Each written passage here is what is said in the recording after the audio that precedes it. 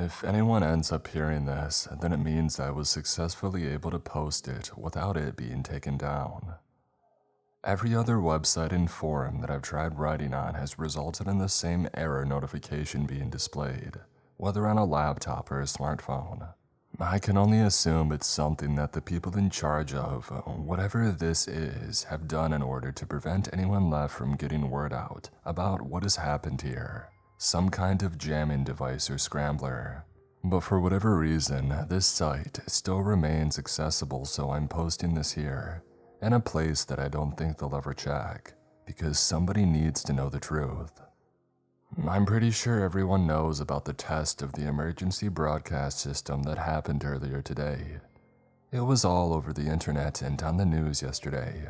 According to the smiling anchorman on our local channel, it would happen around 12:20 in the afternoon and last for about half an hour, broadcasting on television, radio, and to every cell phone turned on at the time. The town I live in, whose name I don't dare write in case anyone monitoring the internet is using a trolling program, searching for specific names or phrases, only has a population of about 1,500 people. Because it's such a small and tight-knit community, conversations about the announcement began spreading like wildfire. Didn't they already do a test of the system less than 3 hours ago? Old Mrs. Kravitz asked the cashier at the grocery store while I stood in line behind her with a frozen pizza in my hands. I think I read somewhere about how they're required to perform the test every 3 or 4 years, Lorna. She replied as she patiently waited for the elderly woman to finish writing out a check for her purchases. Later that night, after my parents had gone to bed, as I gorged myself on the remaining slices of pizza and watched reruns of I Love Lucy, I got a text from my friend Aubrey. "If I have to hear about this stupid test one more time, I think that I'll scream," it said. I let out a small chuckle and typed back, "Yeah, you would think with all the commotion over town that we're about to end up in a 21st century version of the Cuban Missile Crisis or something." After a few minutes, my phone vibrated in reply. LOL, no joke. I was gonna ask if you wanted to do some skateboarding tomorrow. We probably don't have much time until the snow begins to fall. Heck yes, I muttered quietly to myself, and then I typed out a reply. I'm absolutely down for that. Meet you in the parking lot at the diner at around 11:45. I hit send and then a thought occurred to me. I sent a quick second text before she could respond. I'm gonna turn my phone off tonight and leave it at home. I don't want to have to deal with that annoying tone going off. I took a sip of Coke and felt my eyes begin to droop. Sleep was calling my name.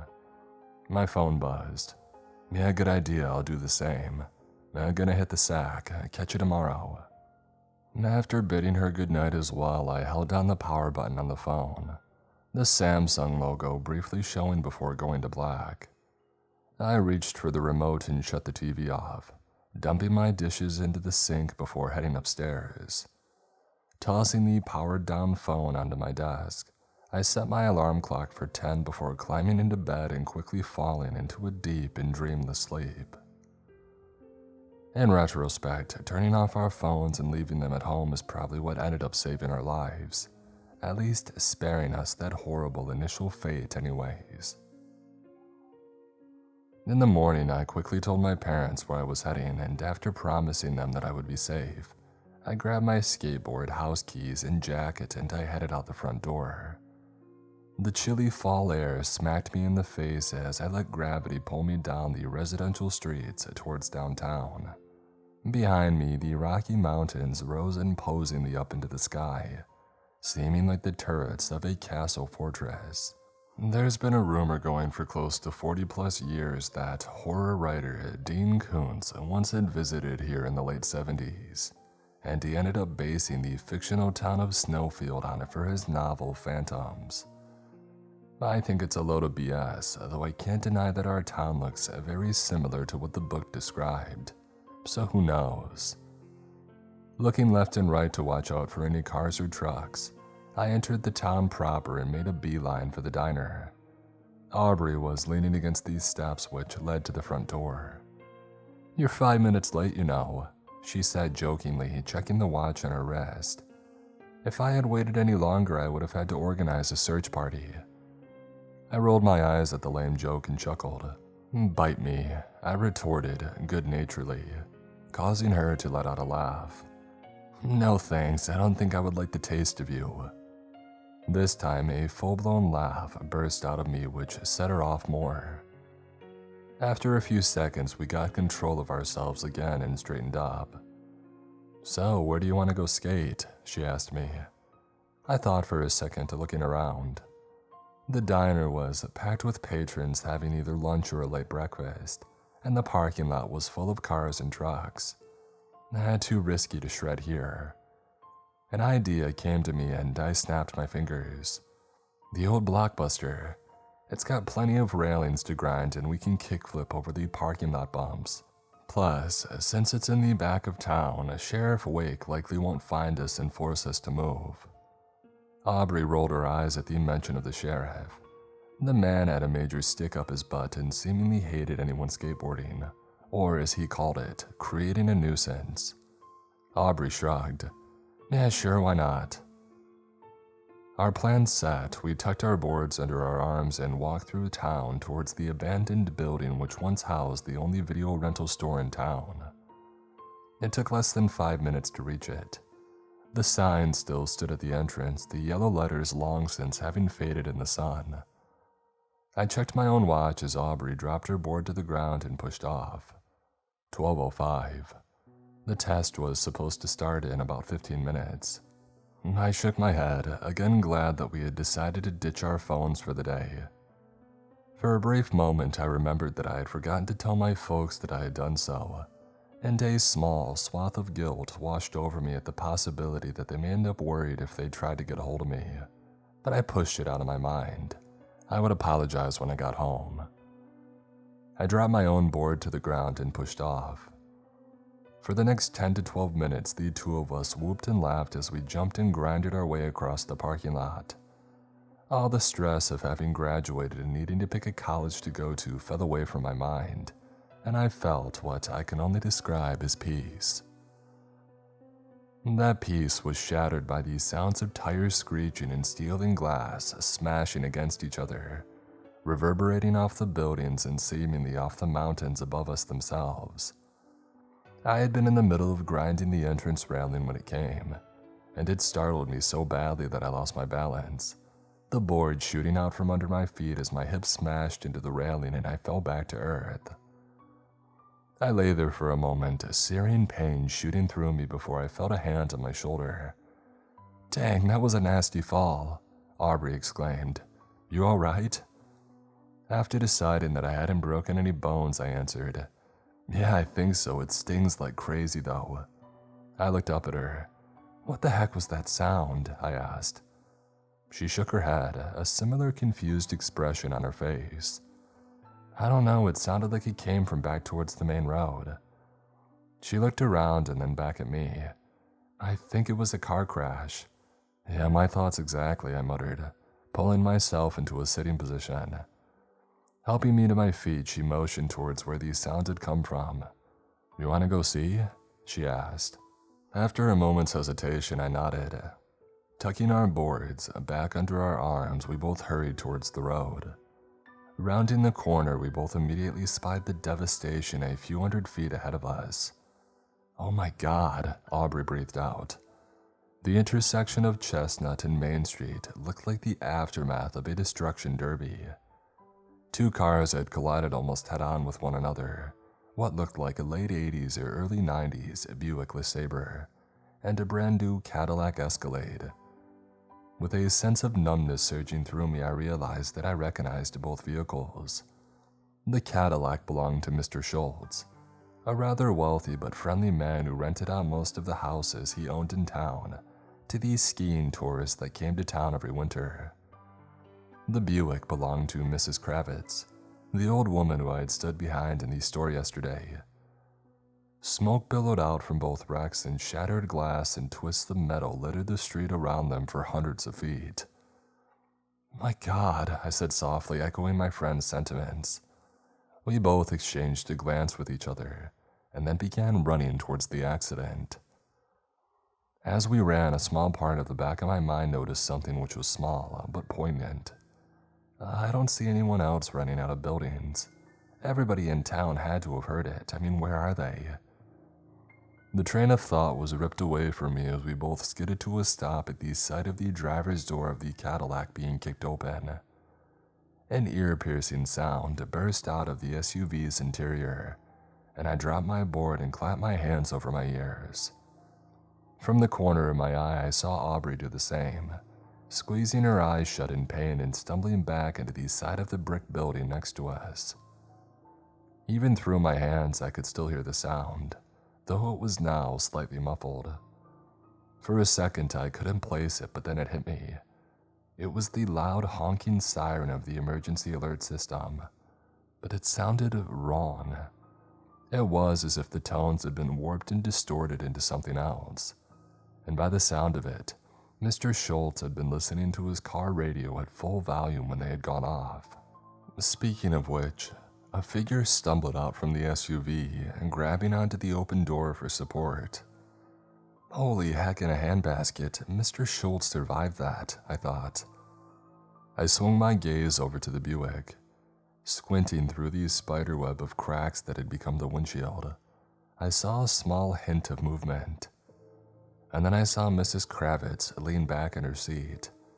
She must have gashed her head open pretty badly, because her forehead was now covered in blood. Keeping my hands over my ears to dull the still shrieking tone, I turned and got as close to Aubrey as I could so that she could hear me through her hands and over the noise. "We've got to try and help them," I shouted as loud as I could. I could tell that she understood me as she nodded after a second, and then she looked back towards the wreck and a look flashed across her face. A look that I can still remember perfectly. First confusion and then a clear expression of renewed horror. I felt a shiver shoot up my spine and spun back around to look at what she had seen. I truly wished that I hadn't. Mr. Schultz was no longer next to his car. Instead, he had ran around to the driver's side of the Buick. For a split second, I thought it was to help her. That was until the screaming began. I didn't realize that an elderly woman could scream so high and shrill. The busted windshield prevented me from seeing exactly what Mr. Schultz was doing to Mrs. Kravitz, but it didn't prevent me from seeing the sudden fountain of blood which had spurted out and coated the inside of the glass like paint. The sight shocked me so much that I took my hands away from my ears to clamp them over my mouth to keep from screaming. It was then that I noticed that the tone had stopped screeching, and silence had again settled over the town, but only for a few seconds. The sounds that sprang up, seemingly all over town, were almost somehow worse than that tone. They were the sounds of screaming. Yells and shrieks came from every conceivable direction, what I can only assume is what the depths of Hades itself sounded like. It was as if everyone in town was being brutally attacked at the same time, almost as if it were a trigger. Mr. Schultz snapped his head up from where he had been leaning into the car, and I saw that his eyes had gone completely red. It was as if all the capillaries in his eyes had burst. He reached back into the car and pulled something out. With a sickening churn of my stomach, I saw that it was the sharp shard of broken glass, one edge dripping still fresh blood from it. Without even looking in our direction, he took off back towards the heart of downtown in a sprint, almost in the manner of a child rushing to join the frolicking in front of his friends at an amusement park. For a few moments, neither of us said anything, simply standing there in dumbstruck horror like a deer in headlights. Finally, Aubrey spoke up, her voice shaky. "What in the absolute heck just happened?" she managed out. I could only shake my head, the cries of terror and what almost sounded like rage still coming from around the corner. She spoke again. He killed her, Mrs. Kravitz. He butchered her like a cow in a slaughterhouse. Eddie, what the heck?" Her voice rose into a scream as she finished. I turned and clamped a hand over her mouth. afraid that her shriek would bring Mr. Schultz back to us. I put a finger to my lips, and after a second she nodded. Pulling my hand away, she spoke softer. "Eddie, what is happening?" I shook my head, finally managing to find my voice. I don't know." She looked back towards the main road. "We need to get back home now," I nodded. "Agreed, but we can't blindly run out into the main road, not with..." I gestured towards these sounds coming from the direction that we needed to go. "Whatever it is that's going on." A look of realization crossed her face. "The alleyways," she exclaimed, causing me to remember the maze of alleys that crisscrossed between the main street buildings. "All right, but first, let's see what exactly is going on." She hesitated but nodded. Motioning to be quiet, I led the way to the corner of the building on one side of the intersection. "Just let me look around the corner quickly," I whispered, and again she nodded silently. Taking a deep breath, I peered around the corner onto the main street. If I hadn't already been in shock, I don't think I would have been able to keep from screaming at the grisly sight that awaited me. It was like a scene out of a horror movie. People were dashing around from building to building, clutching all sorts of things. Crutches, kitchen knives, there was even one man wielding what looked like an old sword which had hung inside the antique shop. That wasn't the horrifying sight. There were dozens of bodies littering Main Street. It seemed people had dashed out of everywhere. The diner, grocery, and hardware store, and more. Blood pooled around their still forms, but still others, some holding their arms or stomachs to stop the bleeding, were attempting to run away from those wielding weapons. They didn't make it very far though, as they were overwhelmed by the others. They all shouted and screamed in what sounded like a total and complete rage as they chased them down. "Oh, screw me," was all that I could whisper out. I pulled my head back, and the look on my face must have told Aubrey all that she needed to know. Her face had gone pale as a sheet. "Is it that bad?" she asked. I just nodded. I could see the cogs turning in her head. "Okay, we stick to the plan. We use the alleys and get through downtown and get back to our houses." I felt a wave of gratitude pass over me. She was managing to hold her composure better than I could have hoped for. I nodded, and following her, we slipped into the gloomy shade of the alley that ran behind the buildings on the right side of the street. We made our way carefully through them, making sure to not attract any attention from what was erupting on the main drag. But we saw little glimpses every time we reached a T-junction. We both saw people we had known all our lives inflicting violence upon each other so shocking and vile that I can't bring myself to write it down. I would lose what little sanity remains in my head if I did. We made it to the back parking lot of the diner that we had initially met up in and stopped to wait. The sound of gunshots blasting out caused us both to freeze and duck back into the alley to hide. And not a moment too soon either, because we saw the sheriff's Ford Explorer fly down the road. Sheriff Wake was leaning out of the window using one hand to steer while firing his pistol with the other. I only saw his face for a moment, but it was enough to see the same crazed look there as the others had. The sound of the roaring engine faded, along with the gunshots after a few seconds, but we could still hear the screeching tires echoing over all the other chaos. Aubrey turned to look at me, an almost hopeless look on her face. "Eddie, what do we do?" she asked weakly. I knelt and thought, hard and fast. "We can't stay outside much longer. We stay out here, we're dead. We need to find shelter at least for a little while," I spoke. "We need to find a place to lie low for a little while until we know that we can make it safely back to the other side of town." Her face turned into a mask of panic. "But what about our parents?" I felt a knot tie itself in my stomach. The thought of my mom and dad caught up in all this without a way to get a hold of me, threatening to overwhelm me.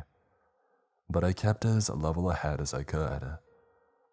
"We're not going to be able to help them if we both end up like the others," I said as calmly as possible. "There's too many people all over the place to avoid all the way back.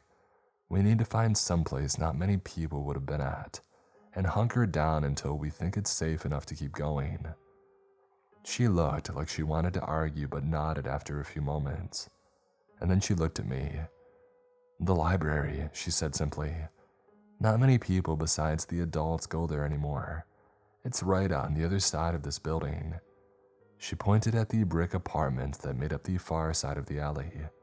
I nodded. "Okay, let's wait a second and then go." She nodded, and after not seeing anyone for a minute, we began moving from car to car in the parking lot, using them as cover to reach the street. I looked towards the diner. The inside of the windows I could see were splashed in red, evidence of the slaughter that must have taken place inside. I also noticed with a vague air of surprise that the ground in the diner's parking lot seemed to be littered with phones. The screens from many were still lit up, and as I stepped over one, I glanced down to see the notice flashing up at me. "Test alert.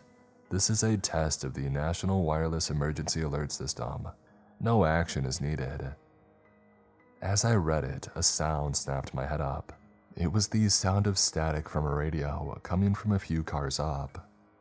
Sharing a look of panic with Aubrey and convinced the sound would draw unwanted attention our way, we hurried down the line towards the sound.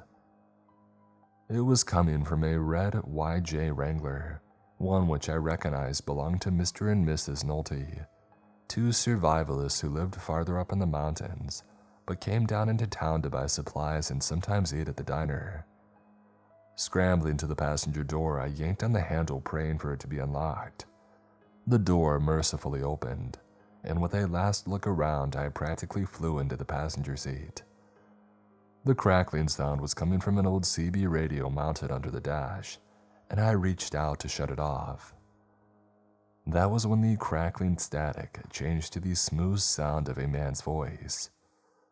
"Sir, all entrance and exits to the town have been cordoned off and sentries placed to make sure that nobody enters or leaves. The satellite feed should be up in about 30 minutes, and the jammer will be up in 10. Another man's voice answered him, this one deep and authoritative. "Very good, Deacons. RF Ultra Phase 1 is now a go. Maintain radio silence for the next 12 hours. The first voice spoke again.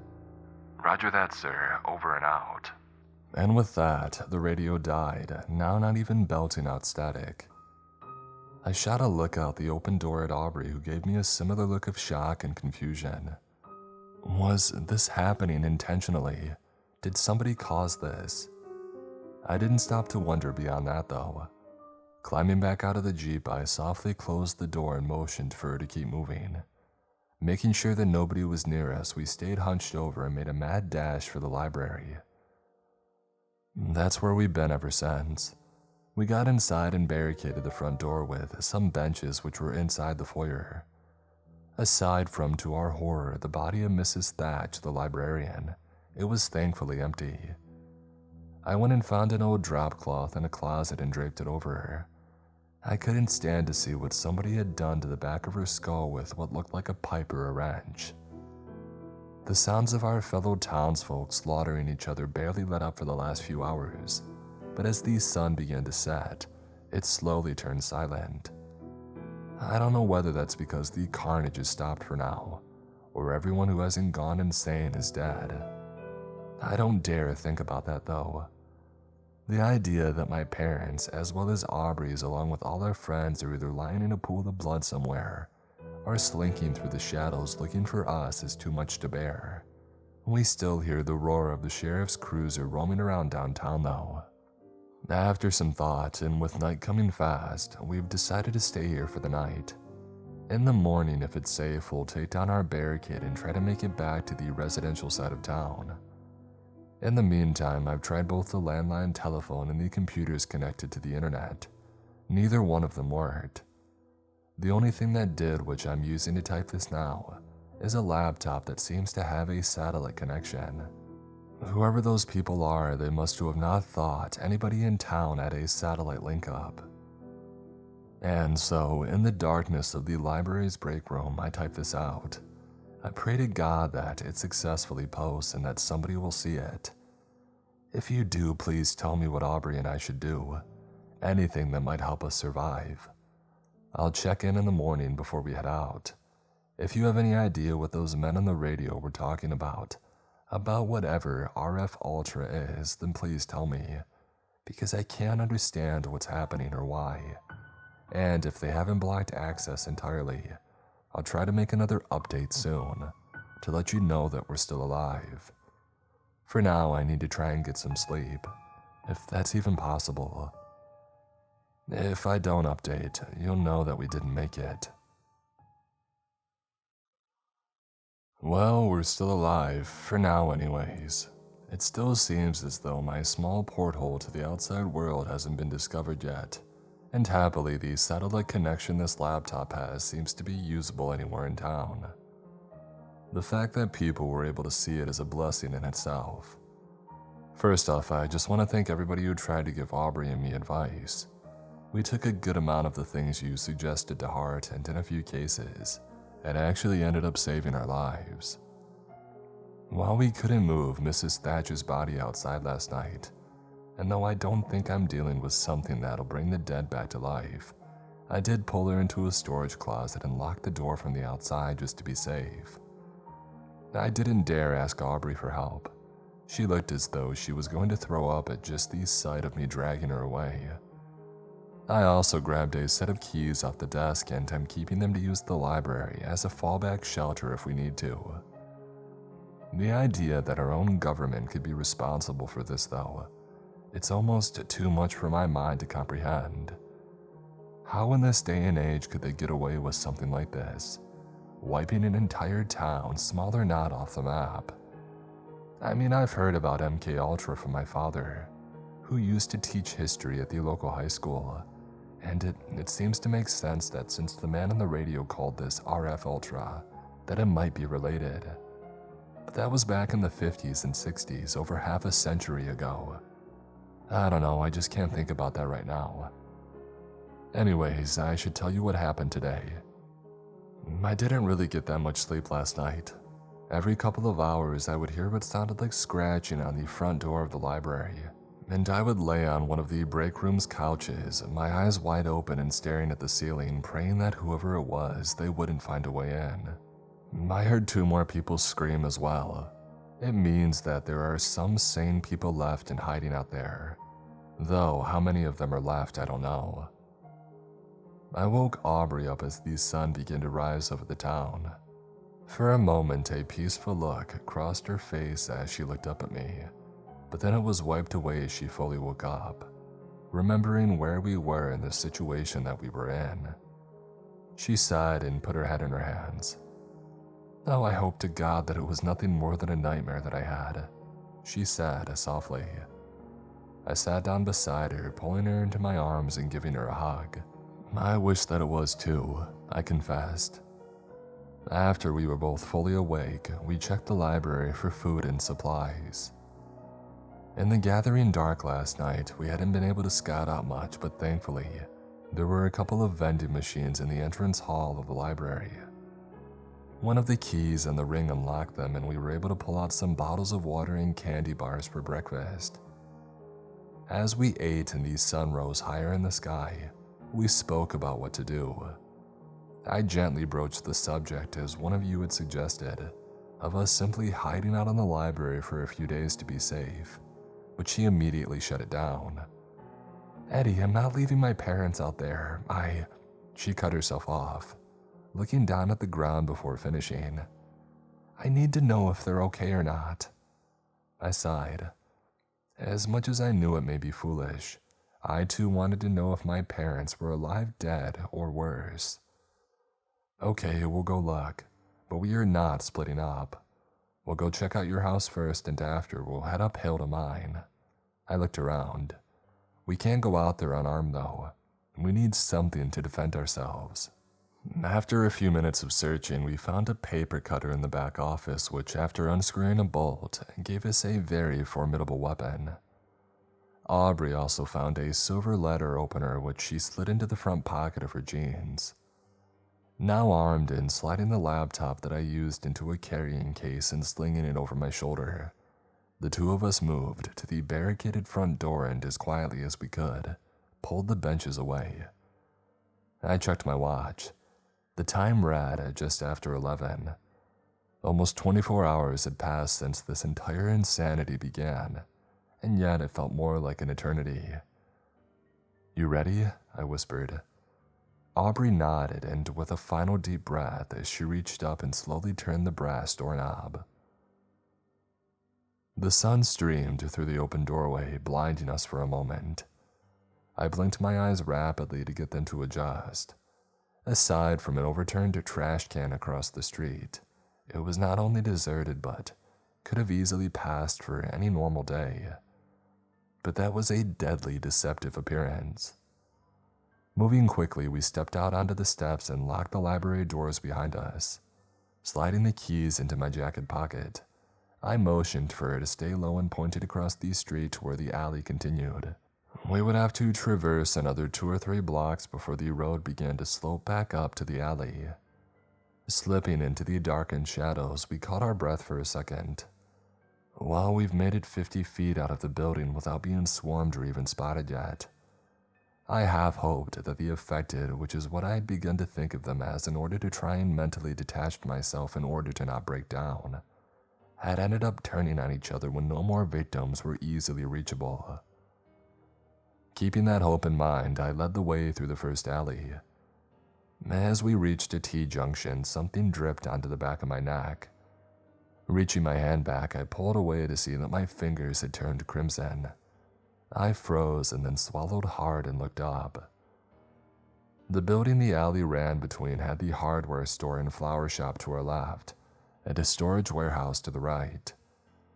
We stood underneath stairs for the fire escape, which went up to the 3rd-story window, where somebody lay halfway out of the window, face down on the metal landing. Good God, I couldn't tell who it was. They were too high up above me, but I knew that they were dead. I could see their eyes staring wide open but unseen through the grating. "Aubrey, whatever you do, do not look up," I whispered. In any other situation, she would have given me some smart remark about how she hadn't planned to in the first place, but she didn't this time.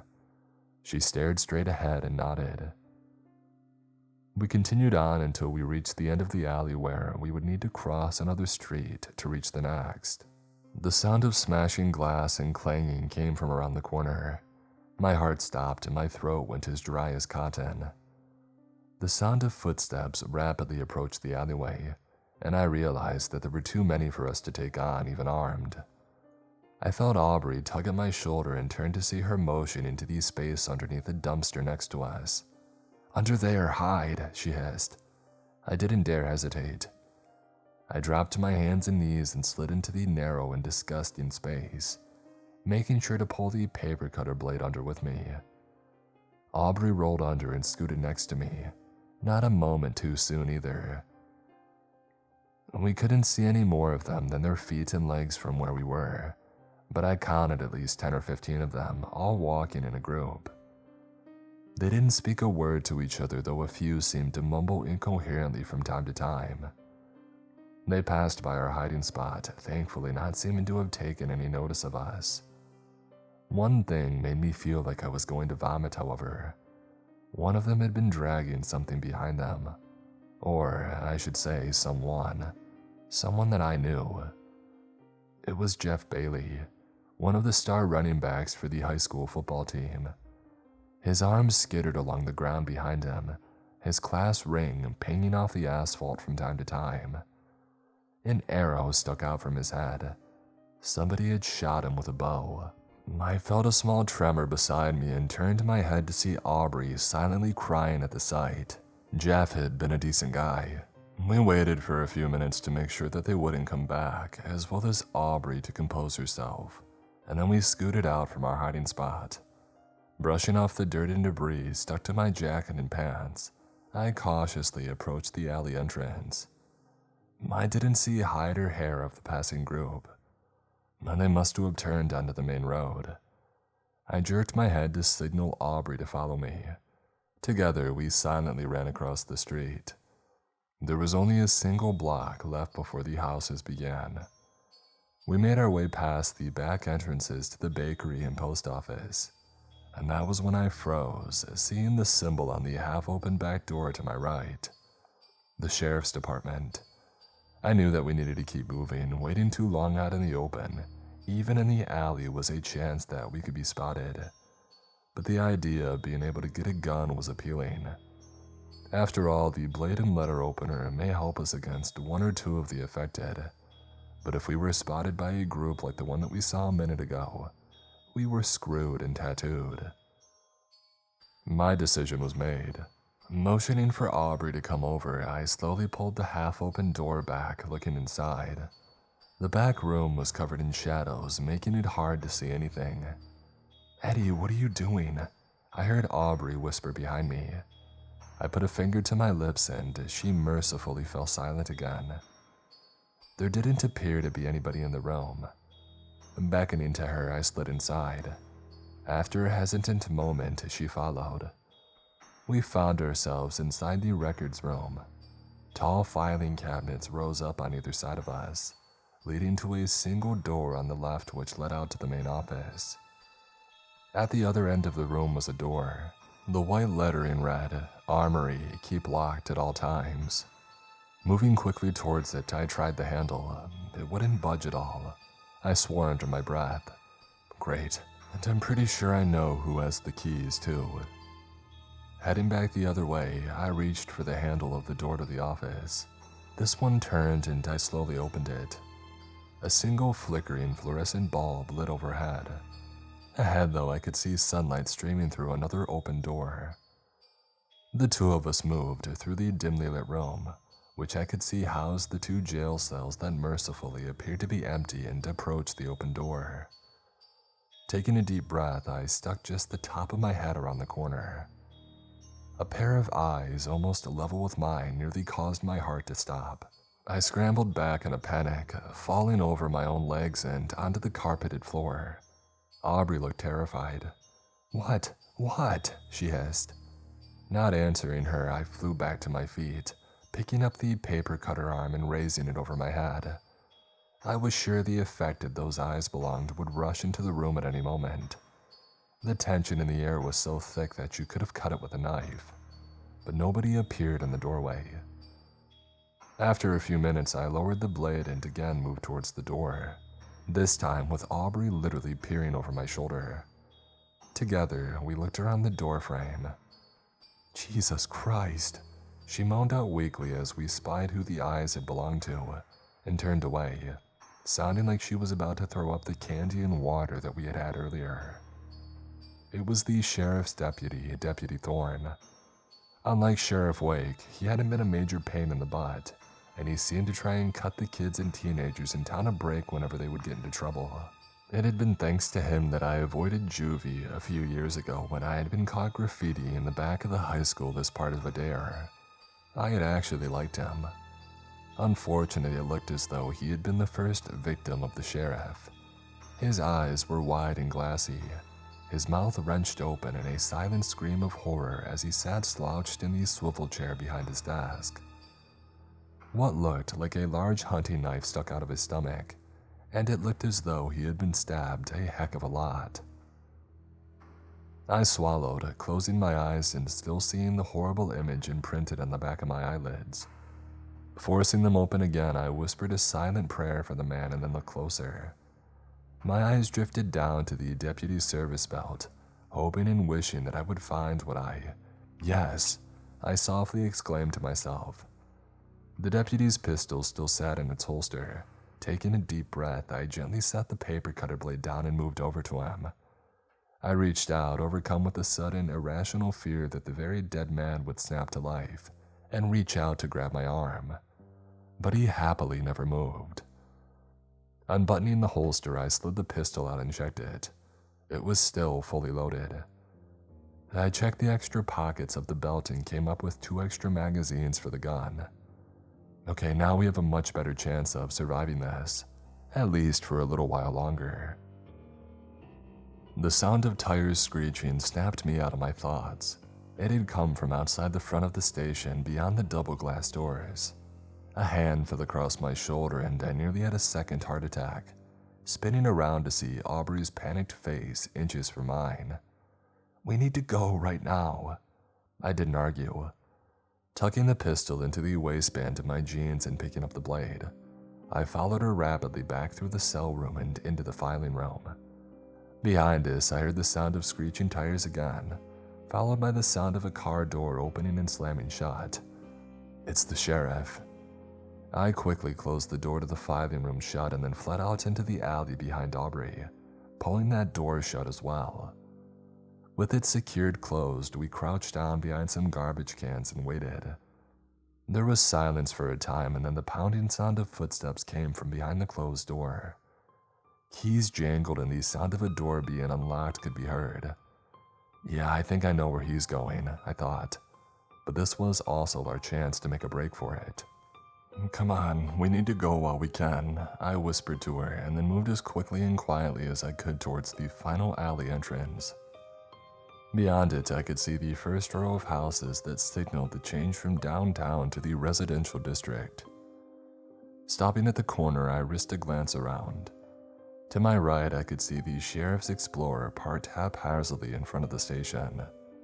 The driver's door hung wide open and the motor still rumbled quietly in the still air. To the left, the street appeared to be deserted. I saw the body of a middle-aged woman that I couldn't recognize lying in the middle of the street. Bags of spilled groceries sprawled on the ground around her. The way ahead to the first house was clear. Okay, we're gonna run across the street to that first house there, I said, pointing at the single-story ranch. Aubrey squinted. You mean the Damones? She asked. I looked again, spying the name on the mailbox. Yeah, the Damones.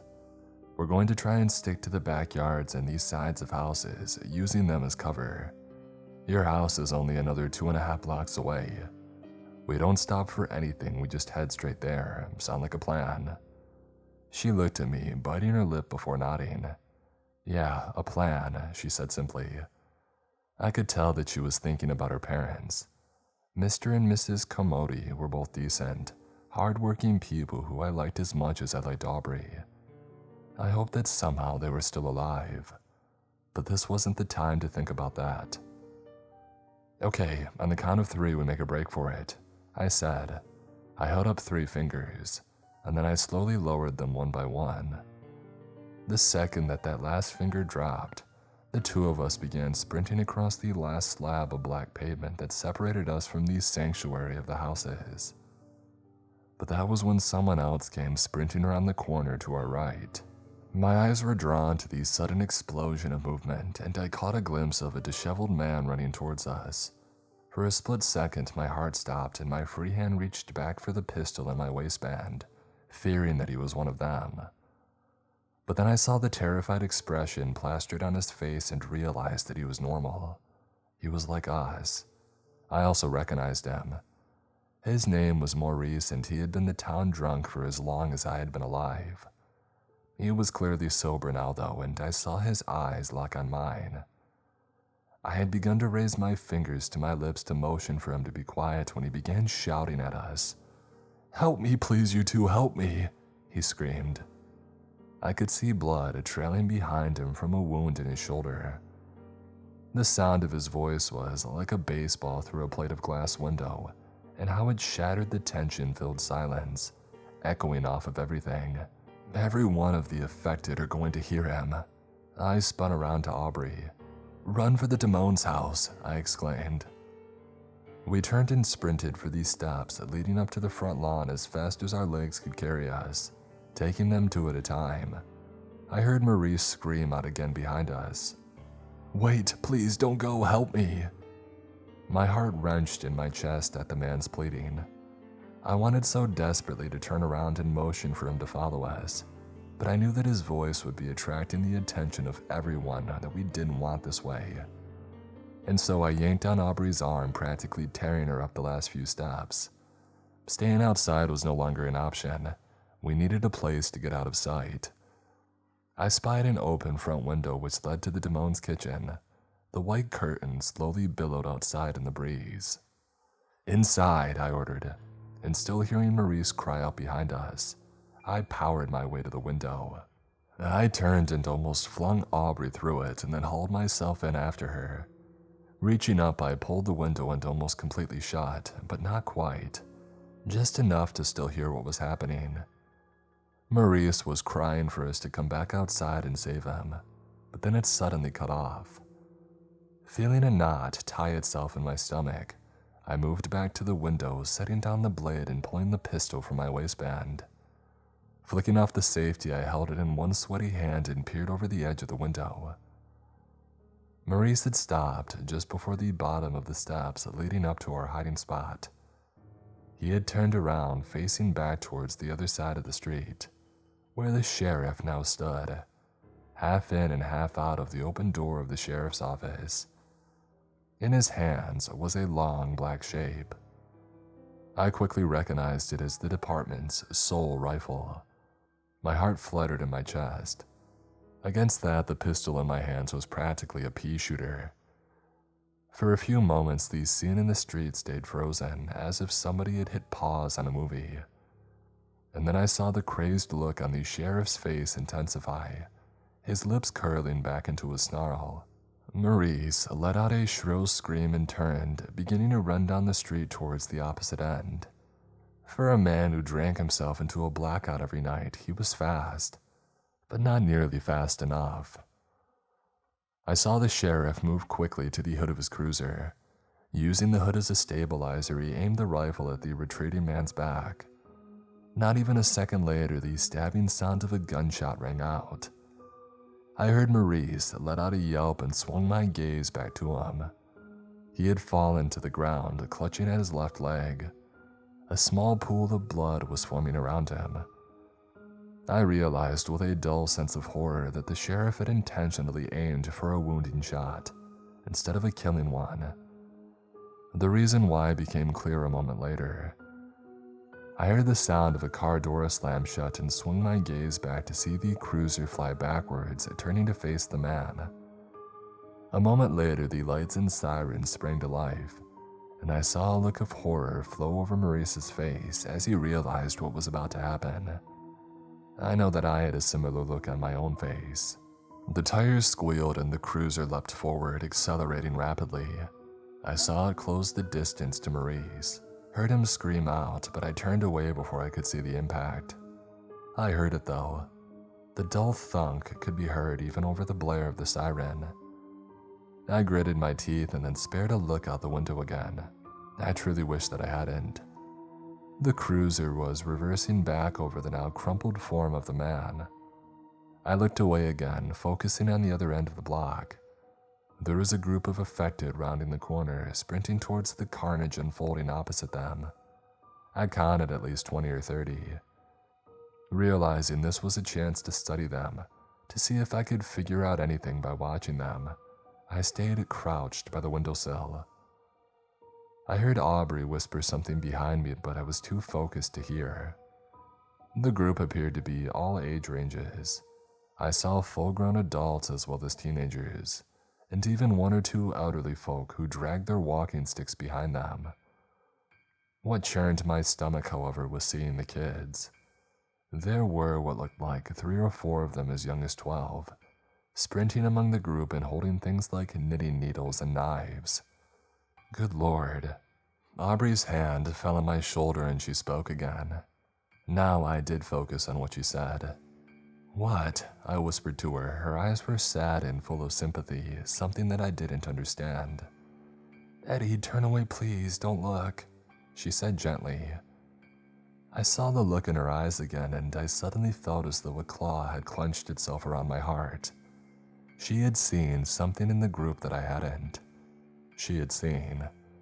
No, oh God, no, please, no. I turned, hearing her tell me again not to look, but I didn't listen to her. I couldn't. I gazed back out the window at the now passing mob. They were close enough that I could see people that I knew now. Michael from our graduating class, Kelly, who I had had a crush on since freshman year, Mr. Oliver, the kindly Italian man who ran the deli and gave us free sandwiches. So many others, and almost in the middle of the pack stood someone that I knew all too well. A tall woman, her platinum blonde hair now dirty and streaked with blood. The entire front of her was streaked with blood, all of which was certainly not hers. Behind the blood-filled eyes, I could barely see these small spots of blue which remained. The lips which had once kissed me goodnight as a child, now pulled back in an insane sneer. In her right hand was my father's hunting knife. Its blade almost looked rusted by the amount of blood covering it. My breath came in short, ragged gasps as tears threatened to pour out of my eyes. "Mom?" The pack of affected, my mother among them, sprinted past the house that we hid in, flowing around the sheriff's cruiser like a stream around a rock before stopping. Realizing that there was nothing for them to attack, they turned and hurried away, looking for more targets. A moment later, the cruiser peeled out, also disappearing and leaving Maurice's crumpled and shattered body lying in the road. I turned away, sliding down onto the vinyl kitchen floor. Tears now flowing freely from my eyes, and I felt my heart shatter inside of my chest. I stayed as quiet as I could, knowing sobbing could bring the horde back our way, but I couldn't stop crying. I felt Aubrey slide down beside me and put her arms around me. For a moment, I attempted to pull away and then folded into her. We huddled like that for a long time. Finally, she pulled back and wiped some of the tears from my eyes. "I'm sorry, Eddie," she said softly. I used the sleeve of my jacket to wipe the rest away, trying to get control over myself. "I'm so sorry." I breathed in deep, letting out a choked breath as images of my mother murdering my father in an insane rage refused to stop replaying in my mind. But I knew that I couldn't grieve for long. We had to keep moving. I simply nodded at her, finding my voice and praying that it sounded as stable as I imagined it. "The only thing that matters now is making it to your house and finding your parents." She nodded and then stood up and held out her hand to me. I reached out and took it, allowing her to pull me to my feet. I tucked the pistol back into my waistband and then picked up the paper cutter blade. "Let's go then," I said. Together, we moved quietly through the Demones. Thankfully, it seemed they had been out of the house when everything had gone down because it was empty. Opening the back door, we slid out into the backyard, keeping as low of a profile as we could. We began to move from house to house, heading in the direction of Aubrey's. As we darted from street to street, we passed by more bodies, showing that this side of town hadn't been saved from the slaughter. But the numbness settling in me over seeing my mother as an affected made me not really care. Even when we had passed by a man who had been run over by his own lawnmower, I simply stared for a moment. Eventually, we made it to Aubrey's house. That's where we are now as I type this out. When we arrived, we saw that her parents' Chevy Tahoe was not in the driveway. Aubrey said something about how they had said they needed to go out of town sometime yesterday, but that she didn't know when they left, or if they had come back before everything had happened. I can tell she's hoping that they're still out of town, unable to get back in. It would be a better fate than others have. Though I honestly don't know what the people blocking off the roads into town would do to people from here trying to get back in. We've decided to stay here for the night, with dark coming on fast. It's too dangerous to return back to the library, and thankfully, due to Mr. and Mrs. Carmody being, well, shall we say, very affluent, they had built the inside of their house almost like a fortress. All the doors had steel deadbolts which we all locked, as well as shatterproof glass. We closed all of the curtains and then gathered some food, water, and 2 sleeping bags from the Carmody's camping closet and moved into the basement, locking the door behind us. Down here, we found an old ham radio set that Mr. Carmody has as a hobby. Remembering the advice one of you gave me, I turned it on softly, but I heard only dead air. I've left it on for now, just in case. I'm using this time as I type this out to charge the laptop. The carrying case had a charging cord in it. I've noticed that even less web pages seem to work now without moving to an error page. One thing that I did find has me worried, if not downright afraid. A few search engines such as Bing still seem to work, and when I randomly decided to type in my town's name, nothing came up. No search results at all except for ones asking if I had meant somewhere else. I mean, that's impossible. This place even used to have its own Wikipedia article, however small, but now, it's all gone. It's as if all trace of it is being erased from the internet. Is that even possible to do? To wipe an entire town from existence, no matter how small? The radio just crackled a moment ago. I heard that same voice speak over it. Sir, RF Ultra Phase 1 is completed. We've managed to calculate a 98.5 success rate in subjects from the satellite data that we've received. Over. The deep voice answered him. Roger that, Deacons. Phase 1 complete. Phase 2 will commence tomorrow at 1400 hours. The project will last no longer than 59 hours longer, is that clear? The first voice answered. Roger that, sir. When can we expect our in-house scientists to arrive for analysis gathering and briefing? You'll be receiving them tomorrow at 0800 hours, Sergeant. Until then, continue monitoring all exits as well as all radio channels. If anyone approaches affected or not, you are authorized to use lethal force. Over and out. And with that, the radio died again. I can barely begin to make sense of this. I mean, I still feel numb from, I can't bring myself to say it again. What I saw. This is so beyond messed up that it's not funny.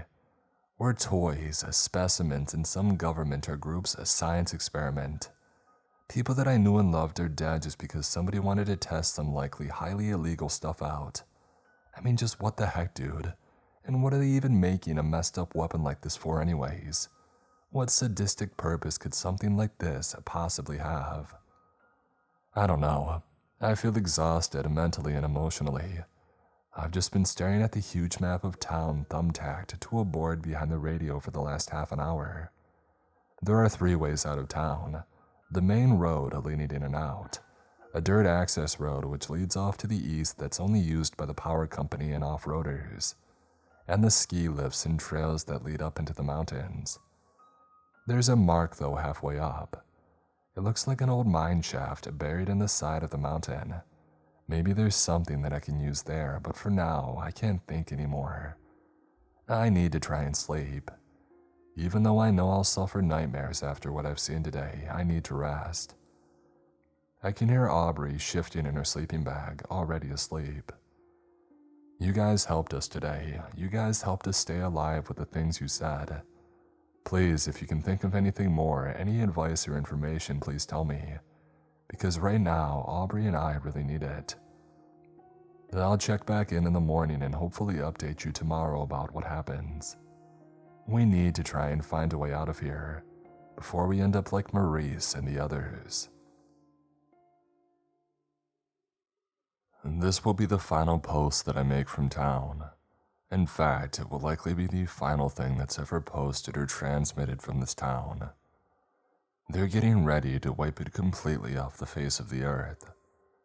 I don't exactly know how, but after today, I don't know what to believe.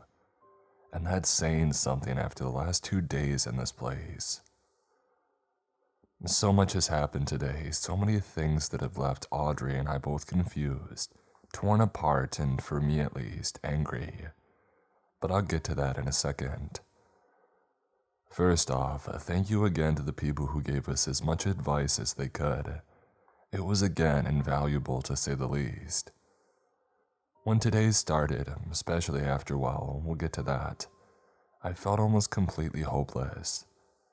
But the things you guys instructed us to do stayed stuck in the back of our minds, and we're poised to try and escape soon, as soon as the sun fully goes down.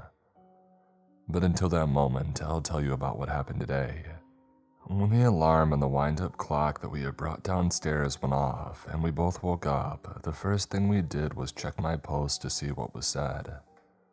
Looking at the comments, we grabbed a pad of paper lying on the desk next to the ham radio and began writing out a list of things that we might need.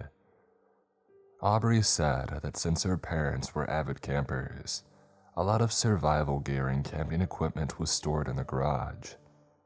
Sure enough, when we checked, we found heavy-duty sleeping bags, flashlights, iodine tablets for purifying water, as well as 3 parkas for winter hiking and boots. We took all of it and moved it into the dining room near the back door, packing as much as we could into 2 camping backpacks that we found. We also took the large map of town off the wall downstairs and folded it away, just in case we needed it.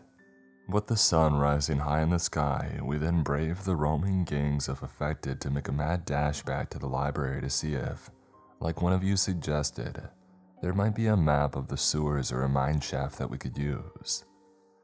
We didn't see the sheriff on our trek down and back, but we still could occasionally hear the siren of his cruiser a few blocks away, along with a few gunshots. Thankfully, I also didn't see the horde that my mother, or what used to be my mother, was a part of. When we got to the library, we found that leaving had been a smart choice. The large wooden double doors had been broken into, and the inside had been turned upside down. Books and computer parts like were strewn about everywhere, and all the windows had been busted out. And going back to the records room, we began opening and closing drawers, searching for anything that could help. After a few minutes, I heard Aubrey let out a small laugh of relief. "Eddie, look at this," she exclaimed, and then spread the large, rolled-up paper out onto a half-destroyed table. It was an old survey map, the date in the upper right-hand corner from the early 60s, bearing the name and crest of the old mining company which had once provided our town with much of its employment. It showed the layout of the mine in almost intimate detail. I focused on it, trailing my finger along the maze of corridors that made it up. "Holy crap," I said, smiling for the first time in days. "Aubrey, look. The mine goes all the way back to the other side of the mountain face. If we can get up to the entrance on our side without being spotted, we could use it to get to the other side and down to the next town." She looked at what I had seen and then began to play with her hair, a sign of her nervously thinking. "But what if there's a collapse in one of the tunnels? It's been abandoned for at least 50 years. We don't know the conditions inside." I felt a small wave of uncertainty wash over me and then focused again. "We don't have any other choice. The sewers will likely be guarded, and the 2 roads out are blocked. This is our best chance to get out." After a moment of nervous thinking, she nodded. "Okay, you're right, but we'll have to be careful. They likely have someone patrolling up near the top of the mountain, if not a helicopter or a plane. Plus, we need to keep from being seen by," she pointed up towards the ceiling, "by these satellites over us." I nodded. "We'll figure that out when we get back to your house," I responded, folding up the map and shoving it into my pocket. With our plan set, we made one final stop downtown. As risky as it was, something you guys suggested stuck in my head, so we made our way back to the diner's parking lot. Making sure to stay hidden, we made our way to the Nolte's Jeep. I wanted to check and see if they had kept a set of spare keys inside, so we could stop by their home on the way up the mountain and see if there would be anything useful to take. I searched everywhere, not finding anything in the glove box or the center console. "Dang it," I whispered. "Aubrey, there's nothing in here." There was no answer behind me. "Aubrey?" Still nothing. Fear suddenly fell over me as though somebody had poured a bucket of ice water onto my head. Jumping out of the Jeep, I moved quickly to the back of the truck. As I came around the corner, I saw a flash of movement approaching me. Oh crap! I didn't even have a chance to reach for the gun or raise the blade. A large, meaty hand wrapped itself around my throat, and I felt myself being lifted off my feet. The metal and rubber of the Jeep's spare tires slammed into my back and my vision blurred for a moment. A cry of fear and panic rang out. "Aubrey!" Blinking my eyes rapidly, I focused on my attacker. Mr. Nolte snarled into my face, a large cut adorning one cheek where somebody had cut him trying to defend themselves. My eyes flashed down to see what he held in his other hand. It was the sword that I had seen another man wielding that first day that this had all begun. Evidently, it had either been dropped and recovered, or Mr. Nolte had killed him for it. I saw him pull the arm holding it back, and I understood in one horrific realization that the man intended to run me through with it, pinning me to the back of the Jeep. I instinctively kicked out, aiming my left foot for the man's wrist and praying for my aim to be true. The first kick missed by inches, and I feared that I wouldn't have time for a second. But it seemed that the insane man was relishing the moments before the kill, like I'm a deer he's about to take out. The thought made me kick out again with all my strength. Yes, my aim was dead on this time as my foot connected with his wrist. I heard him let out a small grunt of pain as the sword fell from his grasp and clattered to the ground. Black spots began to appear in my vision from the lack of oxygen. As he turned to look to see where his weapon had fallen, I fumbled into my waistband for the pistol. My fingers slid on the rubber grips and then caught as I yanked it out. Mr. Nolte was turning back to see what I was doing as I aimed the gun toward him as best as I could. I saw his eyes lock onto the weapon pointing almost point blank at him. His arm began to reach out to grab it. I fired, pulling the trigger as hard as I could. Growing up in a relatively small, rural town, my parents had introduced me to guns at an early age. I had been taught firearm safety, and when I had been old enough, Mom and Dad had taken me to the range for lessons. I had always been a decent shot, and the instructor had been impressed, but I had never pointed a gun at another human before.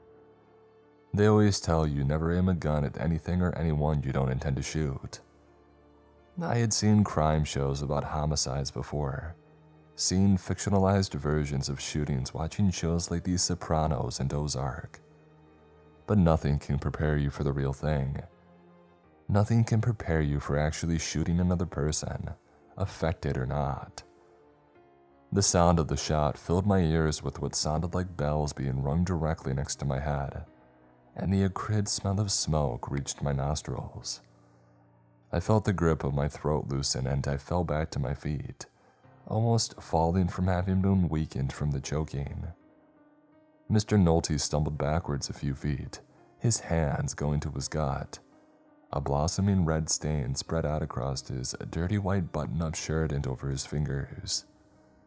He looked up at me, the momentarily surprised expression on his face morphing back into an insane rage. I felt a sense of shock course through me. That would have put any ordinary person down. He let out a snarl and took another step towards me. With the space between us, though, I had a chance to lift the gun and aim properly.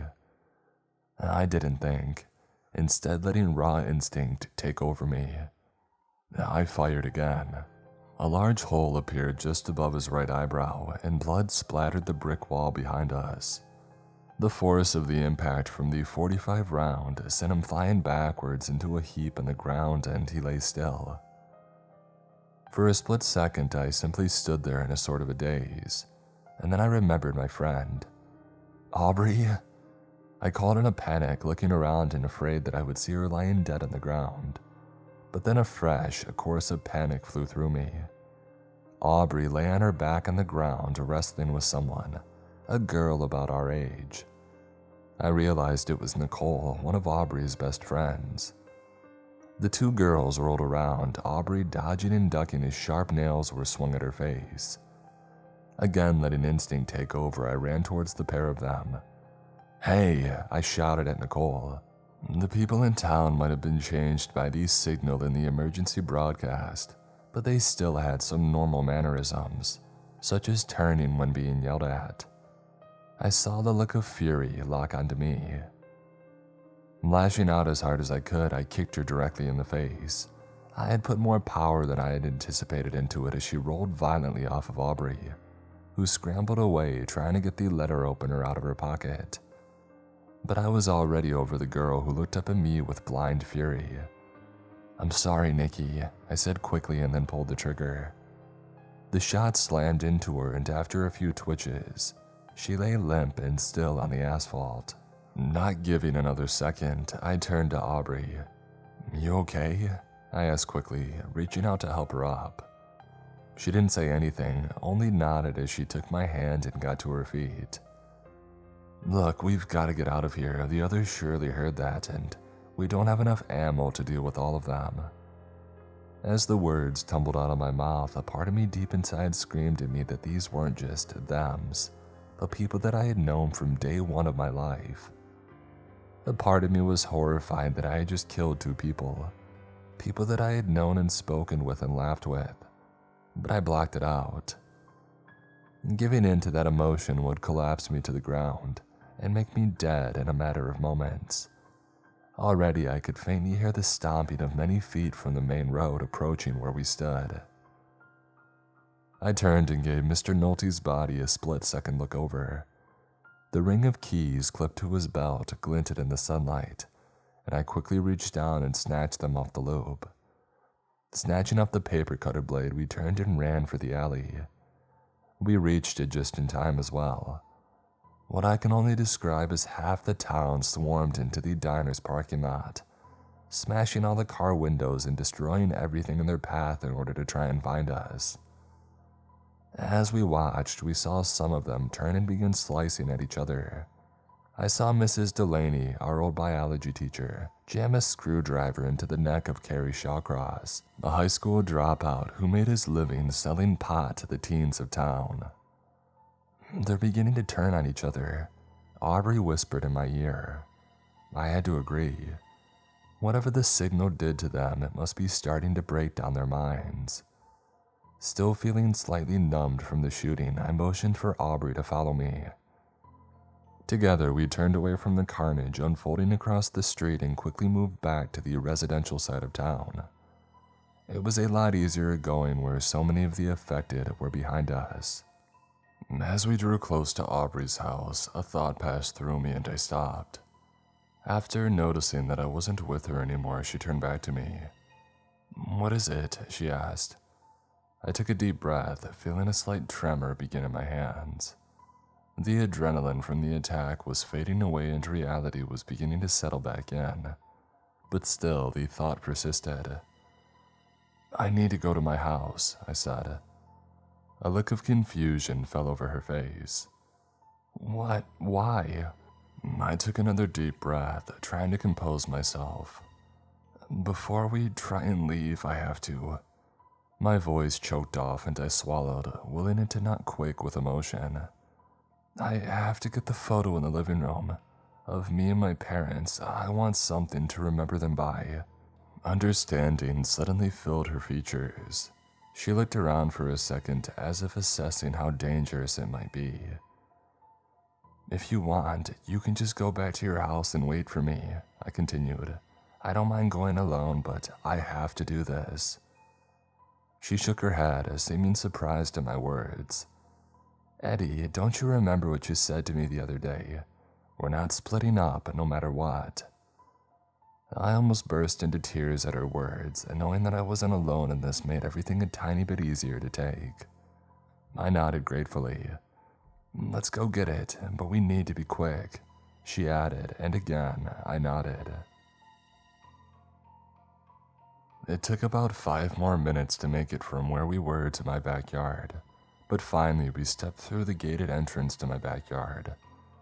I looked around, feeling like I was on an alien planet as I stared around at the place that I had grown up playing in as a kid, what once seemed so normal. Not wanting to delay though, I reached out and pulling my house keys from my pocket, I unlocked the door. It opened with the same soft creak that it always had, and we both quickly stepped inside and shut the door. Leading the way through the kitchen, I stepped into the hallway connecting it to the front rooms. The house was silent as a tomb, both in a metaphorical sense and literal. I gripped the paper cutter arm tightly as the front door appeared. It stood slightly open, swinging back and forth in the slight breeze from outside. Taking a deep breath, I turned away from it to the doorway which led to the living room. I suddenly dropped the blade, it falling to the wooden floor with a clatter. The world contracted in my vision and I felt as though I was experiencing tunnel vision. I couldn't see left or right, only straight ahead. Behind me, I vaguely heard Aubrey ask me something and then gasp in horror. But I didn't answer her. I honestly couldn't. All I could do was walk slightly into the room, my eyes trained on the sight before me. A pair of legs stuck out from behind our couch, the tacky one that my mother had insisted on us buying 4 years ago. The couch was covered with red stains, ones that continued over the top and splashed against the wall behind it, smearing downward and out of sight. Khaki work pants, now stained with blood, were tucked into the tan work boots on the feet. The same boots that I had bought as a Christmas present last year. I still remember the pure joy that I was filled with when the wrapping had been torn off, and a sentiment about how thoughtful it had been stated. I stared at the legs of my father for what felt like an eternity, not being able to move, not being able to feel anything. And then I felt a hand on my shoulder. I turned to find Aubrey staring at me, tears falling from her eyes. She pulled me into a hug, and for a few seconds, we simply stood like that in the middle of the living room. Finally, she pulled back. She didn't say anything, only nodding at me before stepping back, and for that I was thankful. No words would be able to help right now. Feeling my vision clear, I focused instead on the task at hand, forcing myself not to look at the crumpled form of my father. I saw the photo that I had come for sitting on the coffee table next to my father's lazy boy.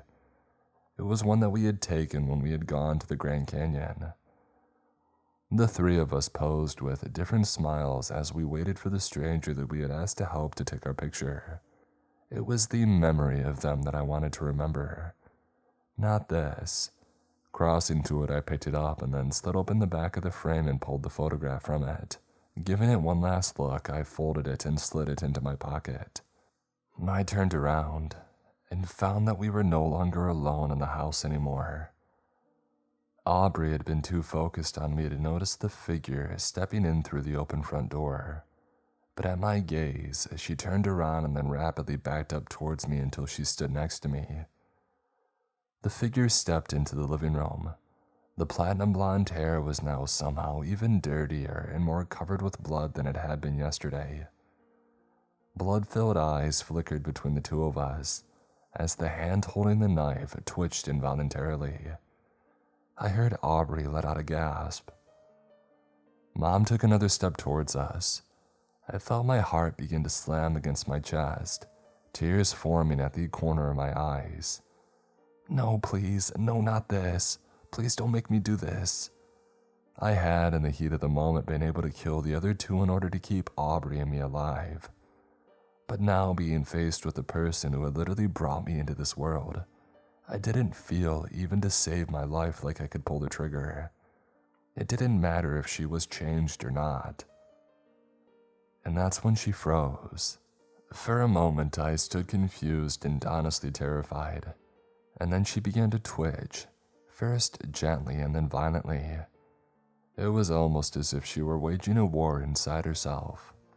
And that was when she spoke. It wasn't the voice I remembered. This seemed forced, as if it were taking a great effort to do. "Run, Edward, run." I felt my blood run cold at the words spoken. "She's still in there, oh God, no." I felt frozen to the spot, even as Aubrey began tugging at my arm trying to pull me away. An explosion of movement suddenly came from her. She turned and leapt, right through the living room window. The glass shattered, the sound almost painful inside the house. For a split second, I saw my mother stand up from where she crouched on the front lawn. Cuts on her face from the glass had started to bleed profusely. She looked back towards us, and for a split second, I swear that I saw a tear form on her cheek. And then she ran, heading back to the street and screaming. It sounded like a mixture of the insane rage that I had heard the affected make, with the soul-tearing anguish and heartbreak. Aubrey gripped my arm as we stared out the broken window. For a long time, neither of us spoke. Tears fell from my eyes freely and my mind seemed to lock. Finally, she spoke. Why didn't she kill us? It took me a minute to answer her. I don't know. I finally answered her quietly. Maybe whatever happened is losing its effect. Maybe she just couldn't do it. I just don't know. I stared at the carpet and then felt her tug my arm gently. Come on, we need to go. We need to get ready to leave tonight. I took a deep breath, wiping the tears from my eyes, and then I looked at her and nodded. Together, with her gently guiding me, we left my house for the last time and made our way back to hers. Aubrey, honey, are you there? The voice was one that I recognized. It belonged to Aubrey's father, but it wasn't coming from anywhere upstairs. It was coming from the ham radio. It crackled again. Aubrey, sweetheart, I know you're in the house. If you can hear me, please respond. She turned and looked up at me, a look of shock melting away into relief. Oh, thank God they're okay, she squealed. I felt a small pit form in my stomach as I thought about my parents, but I also felt genuine relief wash over me. I'm glad somebody who lived here was spared from this. Plus, if they're still outside of the town, they might be able to help us. We may not have to hike out of here. Answer it, I urged, and together we ran to the radio set. Aubrey slammed down on the transmit button. Daddy, I'm here, she cried into the microphone. Mr. Carmody's voice answered immediately. Oh, thank God, I didn't know if you would have the radio set on, but I know my little girl. I told your mother that she would remember the emergency procedures that we taught you. That's a strange way to put things, I thought, but I pushed the thought away. Everything normal felt strange right now. Aubrey hit the button again. Yes, I remembered. Daddy, you wouldn't believe what's happened here. It's horrible. People are killing each other. Something happened when that broadcast test went off. There are people, I don't know who, blocking all of the exits. They've said that something will happen in less than 2.5 days. You have to help us, please. For a moment there was silence, and I wondered if the people we had heard on the radio had heard the radio signal and jammed it. But then her father's voice came again. Honey, you need to listen carefully. I need to ask you a question. Are you alone? I saw Aubrey stand up straight in reaction to the question. A look of confusion passed over her face. It was one that I know I mirrored. I felt a strange emotion settle over me, but I couldn't place it. Still, Aubrey leaned down and tapped the microphone. No, I'm not. Eddie's with me. We've helped each other survive the last few days. She continued to hold down the transmit button and then finished speaking. Why? There was silence again for a few moments, and then I heard Mr. Carmody sigh. And then he spoke, his voice suddenly flattened, almost emotionless. I was afraid of that, he said simply. Aubrey's brow furrowed, and she and I exchanged a look. She spoke again into the mic. Daddy, why did you just say that? Silence again, and then the same flat tone. Sweetheart, you need to listen to me carefully. This may be difficult for you to do, but you have to leave him. Shock passed over both of our faces. Daddy, what are you talking about? She demanded. But my mind was already beginning to piece together something that I didn't want to think about. But as the jigsaw pieces came together, it made too much sense. The radio crackled again. Aubrey, do you remember when I said that I couldn't talk about my work? Another confused look shot through my friend's face. Inside my head, another piece fit into the puzzle. Aubrey's parents left town the morning that everything happened. They were the only ones that left. Aubrey's father never told her what he did for a living. Aubrey's dad was a scientist, I breathed out, feeling my insides begin to boil as the picture became clearer. Aubrey turned towards me and then stabbed the microphone again. Daddy, that makes no sense as to what? She suddenly trailed off. I saw the look of realization pass over her face, first of shock and then horror, and then finally anger. She hit the transmit button so hard that I thought it would break. "Are you a part of the people who caused this?" she demanded, her voice rising to almost a yell of rage. Mr. Carmody answered immediately. "Sweetheart, I know you'll never understand, but we have to do things, horrible things. Create horrible things in order to keep this country safe. If we don't make them, others will, and they'll use it on us. That's what my job is, to create things before others do. It may sound terrible, I know, but you'll understand when you get older. It's why your mother and I devoted our lives to this cause." My rage began to boil over and I lost control of my emotions. I sprinted forward, pushing Aubrey out of the way and stabbing the transmit button. "Screw you," I screamed. "You just killed over 1,000 people, turned half of them into killing machines, men, women, and even children. My parents. All for an experimental weapon test. You piece of garbage. You're evil." I let go of the button. Mr. Carmody's voice answered immediately, this time cold, callous.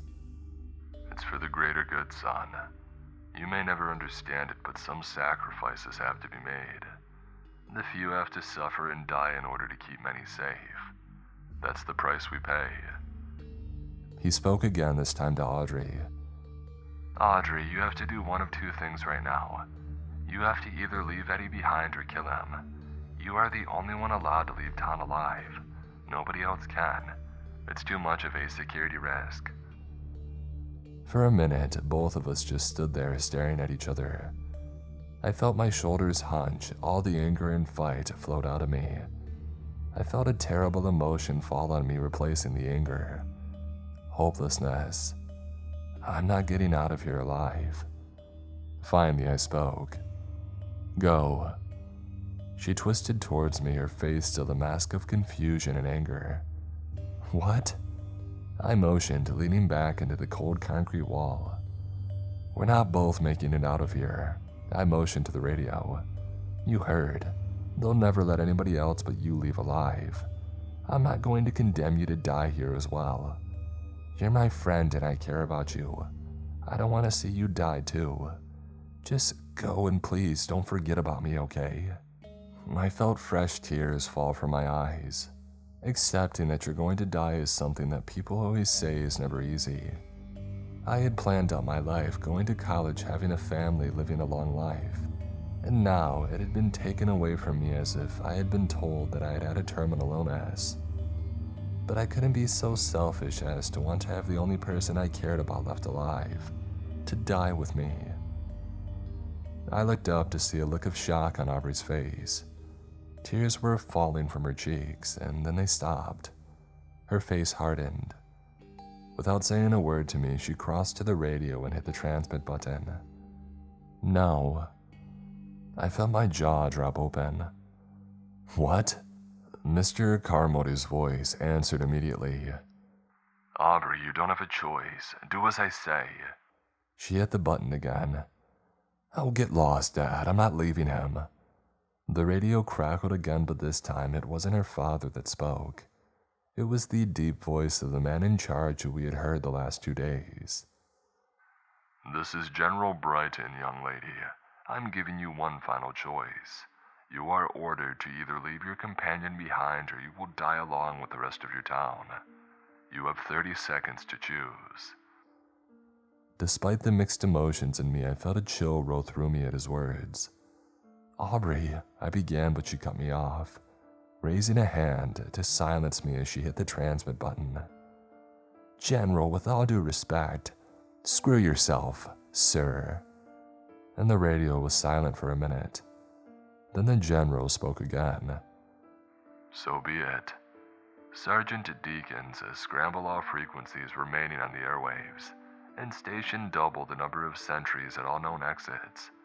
Move up the final phase to T-minus 11 hours. Anyone, and I mean anyone, approaches, you kill them. Am I clear?" The other voice spoke up. "Roger that, sir. Initializing scrambling in 20 seconds. There was a burst of static, and then Aubrey's father spoke again, this time softly. I'm sorry, Aubrey, I wish you'd understood. His voice trailed off but didn't come again. A sharp burst of static made me clip my hands over my ears, and then the radio went silent. Dead. Aubrey turned to me, her face set in a determined anger. Before I could say anything, she spoke. I'm not leaving you, Eddie. We're going to make it out of here together or die trying. We're going to get to the mine shaft, and if we get out of here...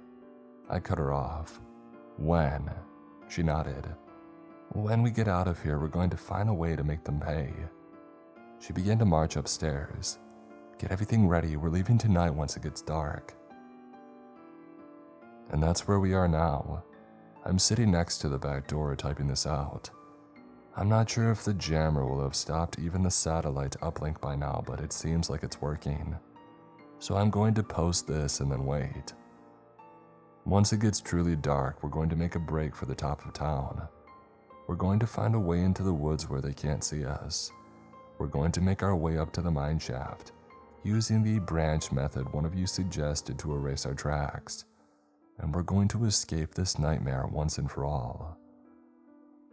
I'm not going to ask you for any advice this time.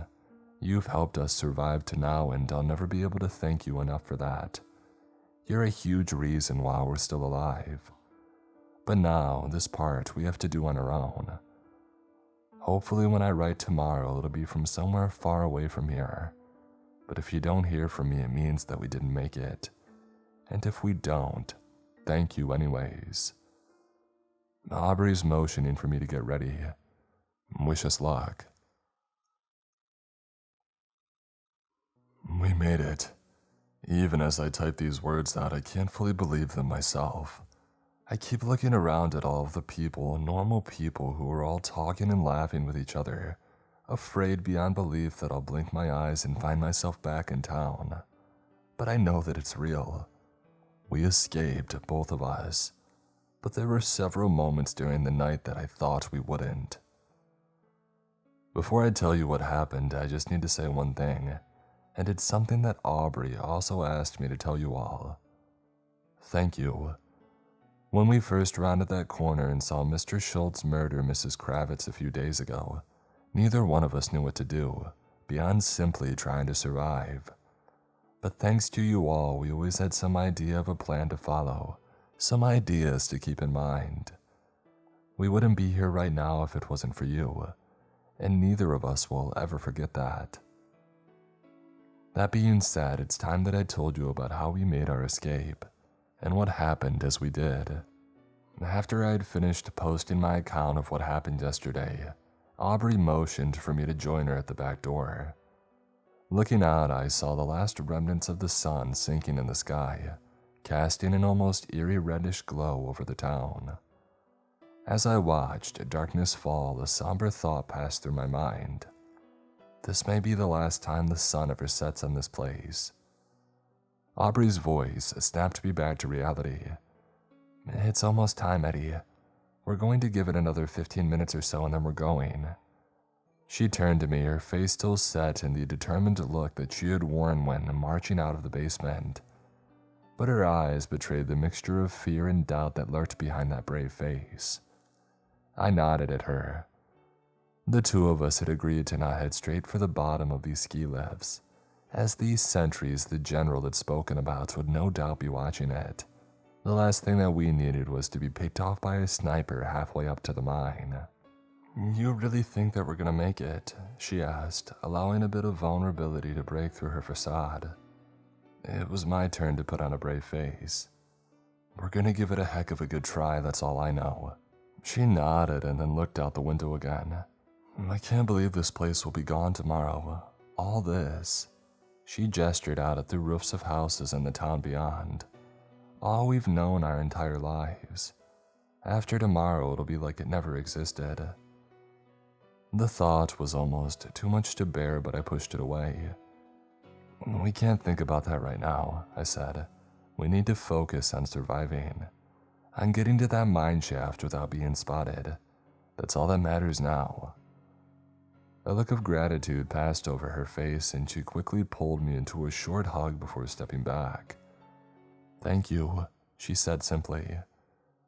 I allowed the corner of my mouth to lift in a smile and nodded. We both turned away from the door for our packs as the watch on Aubrey's wrist let out a soft beep. It was time. Slipping out the back door into the night, we carefully made our way to the edge of the backyard. A large white picket gate and the tall hedges opened up onto an alley that ran between this group of houses. Being as quiet as possible, I reached out and pulled the latch up, slowly swinging the gate open. The yellow glow of a streetlight illuminated the alley, which for the time being seemed to be deserted. I turned and signaled to Aubrey that it was safe, and as we had the last few days, we used the yards of the houses as cover, this time moving up towards the very edge of town itself. Thankfully, it seemed that the affected, however many of them were left now, had all moved into the downtown area. The neighborhood seemed deserted, save for the ever-present stench of death that had seemed to stain the town the last few days, and the occasional scenes of slaughter that we had passed. I glanced into the lit-up front window of one of the houses that we had passed by. I had to quickly look away. The grisly scene of a man who had been impaled to the far wall by a fire poker through the mouth was another image that would likely forever haunt my dreams. Assuming we survive. I shook my head. We are going to make it out, and whether it takes a month, a year, or a decade, these people will pay for what they've done. The thought brought back the image of my mother wrestling with herself and throwing herself through the window to keep from harming us. I allowed the anger that boiled up inside of me to fuel my determination, and we moved to the second to last row of the houses. The streetlights beaming down from the main roads meant that we could still navigate without having to use our flashlights, a blessing, for I felt sure that the beams would attract unwanted attention from either group that we wanted to stay hidden from. The sound of screeching tires nearly caused us both to jump. "Hide," I hissed to Aubrey, but she was already in motion, dashing into the backyard of a house and flattening herself on the ground, using a tall row of hedges as cover. I hit the deck next to her, feeling my heart thudding loudly in my chest. A few moments later, the roar of an engine could be heard, and not 2 seconds afterward, the sheriff's Explorer flew by, almost leaving the road with how fast it was going. I didn't catch a glimpse of Sheriff Wake. The interior of the cruiser was too dark to see into, but I was able to see the grisly sight that adorned the hood. Oh Jesus. A body had been mounted to the hood of the Explorer, tied down with what looked like rope or chain. It was like some sick, demented caricature of a hunter, driving down from the woods with a prized buck on the hood. Thankfully, though, I couldn't tell who the body was. The cruiser continued on, and I waited to hear the screech of tires as it turned onto the last paved road in town. But I didn't. Instead, I heard another roar of the engine followed by these smashing sounds of metal. For a moment, my mind couldn't make sense of the noise, but then Aubrey whispered beside me, "Eddie, he's going up the mountain." The realization crashed into me like a tsunami. There was a utility road, barely a single bumpy dirt path that led up directly under the ski lifts. The sheriff was going straight towards the waiting sentries. This was our chance to use this unexpected diversion as cover. "Come on, let's make a break for the woods. This is our chance," I loudly whispered to her. Her eyes wide with understanding, she nodded. Together, we leapt up from our hiding place and ran. Every step we took, I was sure that I would hear a cry of rage from one of the affected, or the piercing sound of a shot ring out from the dark. But nothing happened as we fled across the last row of houses, across the street, and aimed for the thick tree line that marked the border of town. A few moments later, we entered the dark sanctuary of the woods. We stopped to catch our breath for a second and then slowly unhooked our flashlights from our packs. "Keep your light headed and try to move as slow and quietly as you can," I whispered. She nodded. For what seemed like forever, but what the glow-in-the-dark hands of my watch told me was only an hour and a half that we walked. Even though we were moving away from the horror behind us, I still felt tense, afraid that we would be attacked at any moment. The ground began to slope upwards, indicating that we were starting our ascent up the mountain. A few minutes later, we stopped as multiple sounds pierced the still night air. The echo distorted these sounds somewhat, and it took a second to recognize them. It was the rattle of automatic gunfire, and from what I could hear, it sounded like a lot of it. It sounds like the sheriff found the sentry guards, I thought. I could tell that Aubrey had the same thought. A cautious look was embedded on her face. For a few seconds more, the gunfire continued, and then it stopped. Silence, albeit now with a slightly eerie feel to it, settled again over the woods. "Do you think they killed him?" Aubrey finally whispered, the first thing she had uttered since we had entered the woods. I shook my head. "I really don't know," I admitted.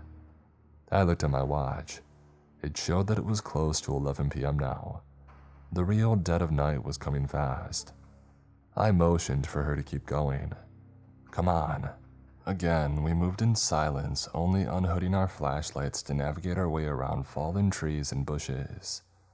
As the slope became steeper, I realized that I hadn't heard a single animal call. No owls, no birds, no bears or coyotes or mountain lions. They're all gone.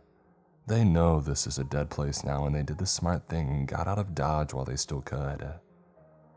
Shaking my head, I kept walking. After another 20 minutes, I came to a break in the tree line. "What is it?" Aubrey asked, stepping beside me as I shone my flashlight at the ground. Well-worn tire tracks could be seen in the muddy corridor that swung up the hill towards a darkened shape. "It's a house," I said quietly, and then realized whose house it was. "Aubrey, it's the Knowles' house." She looked at me for a second, her face blank before her eyes widened in recognition. "The preppers, the one whose keys you grabbed from." She trailed off, remembering our near-death experience from earlier. I nodded. "Yeah, that'll mean they might have some stuff that we can add to our survival gear. Maybe even another gun." I looked up at the dark shape again. Plus, it'll give us a chance to rest for a few minutes and check the map again. She gave the house a pensive look and then nodded at me. Moving as the crow flies, we moved straight up the hill until we stood at its base. Part of the house had been constructed on stilts, sticking up from the mountain a bit. A set of wooden steps led up to a large deck area. Even though I was sure that nobody was here, I still pulled the pistol from my waistband and flicked the safety off. Right now, it pays to be cautious. Leading the way up the stairs slowly, I found the deck had a perfect view back down into town. I only allowed my gaze to wash over the lit-up houses and buildings for a moment. I saw that someone, either one of the affected or somebody else, had started a large fire near the edge of the downtown area. The flames rose high up into the sky, the orange and red glow shimmering in the dark. Turning away, I pulled the ring of keys from my belt. The third key fit into the door and with a soft creak, swung open to reveal the dark hallway. Moving inside, I shut the door behind us and locked it again. Unhooding our flashlights, we set down our packs and quickly checked out the house. We didn't dare turn the lights on, the sentries would no doubt see it if we did. "Nobody's home," I heard Aubrey call from a room over. Sighing in relief, I slid the pistol back into my waistband and turned to pull the map out of the backpack. Pushing aside cans of spray paint and tools that had been placed on a workbench, I spread the map out, focusing the beam of light on the side of the mountain. The Knowles' house wasn't on the map itself, but I had a rough idea of where it was. I traced my finger up to where the sign marking the mine shaft was at. "Aubrey, we're less than 1.5 miles from the mine." I called out to her. I heard her race back into the room. "That's great. It means we've made it more than halfway up the mountain." A trace of excitement entered her voice. "And look what I found hanging out over the bed in the back room." I turned around, aiming my flashlight to see what she held up. For a moment, I blinked to make sure that I was seeing things correctly. I felt my eyes widened and I let out an astonished half laugh. "Holy crap, dude." In Aubrey's left hand, she held a box of what the label stated were 12-gauge shotgun shells. But it was the hulking shape that she balanced in her right hand that caught my attention. I looked at it, my gaze shifting from the metal folding stock to the imposing barrel. "That's a freaking SPAS 12, I breathed out. A military shotgun from the 80s. The Knowles must have paid a pretty penny for it." She placed the shotgun and the shells on the table. "I figure our odds of survival just went up a few notches," she stated, smiling slightly. I couldn't help but smile as well. The shotgun did drastically increase our chances of making it to the mine shaft, even if we ran into a sentry or two. We had been on a much more level playing field than with just the pistol. "Well, now that we have 2 guns here," I said, pulling the pistol from my waistband again and holding it out to her. She looked apprehensively at it for a moment and then took it, along with the 2 extra magazines that I gave her. "I haven't shot a gun in years," she admitted to me. "Well, hopefully we don't need to, either of these," I replied, "but it's better to be safe." She nodded and then looked at the map as I opened the box of shells. I counted at least 24 shells in the box. Checking the gun, I found it to be unloaded, and began sliding shells into the breech. After 8 shells, it refused to take any more. I placed the box of remaining shells into my pack and then turned to Aubrey. "Well, you ready?" I asked her. She turned to me and nodded, and we picked up our packs, slinging them on. And that was when a loud sound came from outside, from farther up the mountain. "What was that?" Snatching up the shotgun, I flicked both safeties off. "Kill your light," I said to Aubrey. A moment later, we became enshrouded in darkness. The sound came again, accompanied by a crashing sound. Moving to the large window which looked out of the back of the house and up the mountain, I swung my gaze around. A blinding flash of light made me squeeze my eyes shut. Opening them again, I suddenly saw what was flying towards us. A surge of adrenaline and horror flooded every fiber of my being. Screw me sideways. I turned and sprinted back into the room that we had been in, snatching Aubrey's arm as she had been coming to stand next to me. "Move," I screamed. The world around us seemed to explode. The sound of exploding glass, tearing wood, and screeching metal sounded about what I thought the end of the world must be like. I felt the house beneath my feet shaken for a moment. The bright lights flashed over us, the roar of an engine almost deafening. Another ear-piercing crash came from the front of the house, along with sounds of something heavy crashing to earth. And then silence. For a few moments, we simply stood there. I could feel Aubrey shaking slightly in my grasp, and then we stepped out of the room. The entire right side of the house was gone. In its place was a massive hole that opened up to the night sky. "What the heck was that?" Aubrey asked, her voice shaking. I turned to look out of the hole on the other side of the house, but I couldn't see anything. The house shook again slightly, now made unsteady from the destruction. "Come on, we need to get out of here," I insisted, pulling on her arm. Unlocking the back door, we stepped out into a rocky area. I felt sure of what I had seen flying straight at me like a missile, but I needed to be sure. Glancing around and holding the shotgun in unsteady hands, I moved so that I could see down the hill. I knew it. Resting about 400 or 500 feet down against a tree was the sheriff's Ford Explorer. It lay on its side, completely destroyed from its flight through the house and down the hill. The headlights cast bright white beams into the woods, and smoke had begun billowing up from underneath the hood. Aubrey stepped next to me and looked down, and then back up at me. "Was he in it?" she asked me. I wanted to lie to her, to tell her that I was sure that he had been. But the truth was, I didn't know. So I answered honestly, "I sure hope so." She looked around. "But didn't we hear him fighting with the sentries? I mean, they should have killed him." I just stared down at the destroyed cruiser. An almost animalistic wariness and fear had settled over me, and I turned and looked around at the almost pitch-black tree line about 20 feet away from us. He could have jumped out. He could be waiting for us. I forced myself to breathe slowly, feeling a little more reassured by the heft of the shotgun in my hands. Even if he had done that, he likely would have lost his rifle, and one blast from this will put him down for sure. I finally spoke. We can't stop to think about that now. If those sentries are anywhere near us, they'll have heard the crash. We need to keep moving and get out of here before we're spotted. Aubrey looked at me, her eyes hardening instantly, and nodded. I said a silent prayer of thanks for how tough my friend was. We both needed to be to make it the final bit out. "Well, come on then," she said, and began moving towards the trees. I followed close behind, and still feeling the uneasy feeling in my gut, we moved into the next set of trees. We continued upwards for another half an hour. I saw no trace of anyone, but I refused to let my guard down. I kept my grip on the shotgun, aiming it around almost every tree that we passed. I was thankful that we had chosen to put on the heavier coats and hiking boots. The air was becoming chilly the farther that we went up.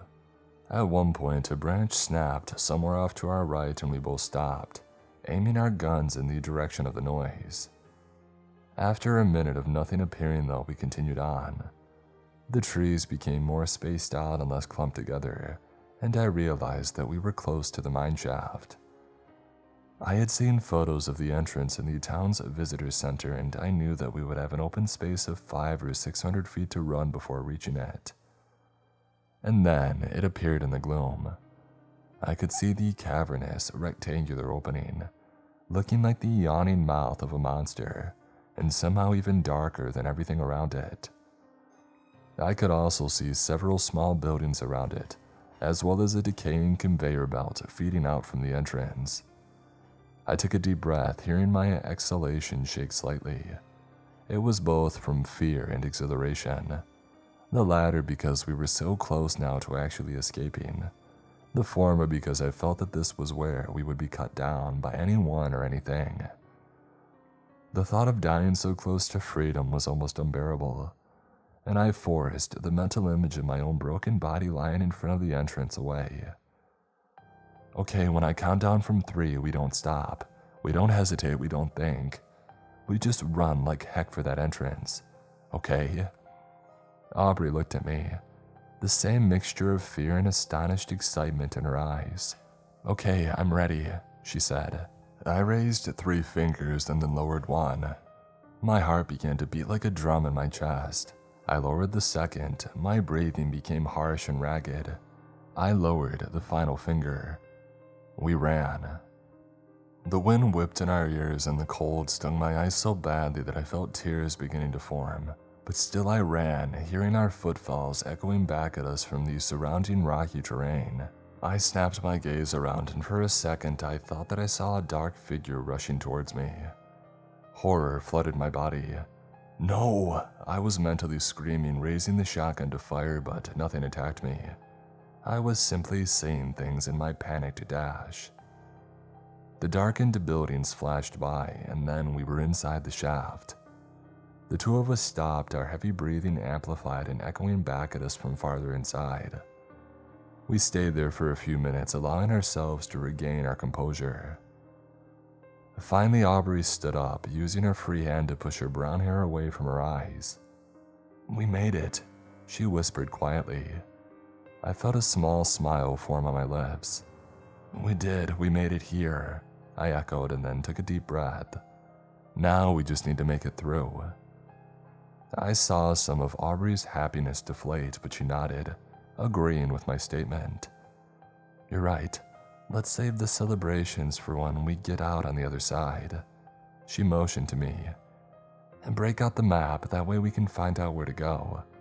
Pulling off my pack and setting down the shotgun, I fetched the map of the mine out of the pocket and unfolded it.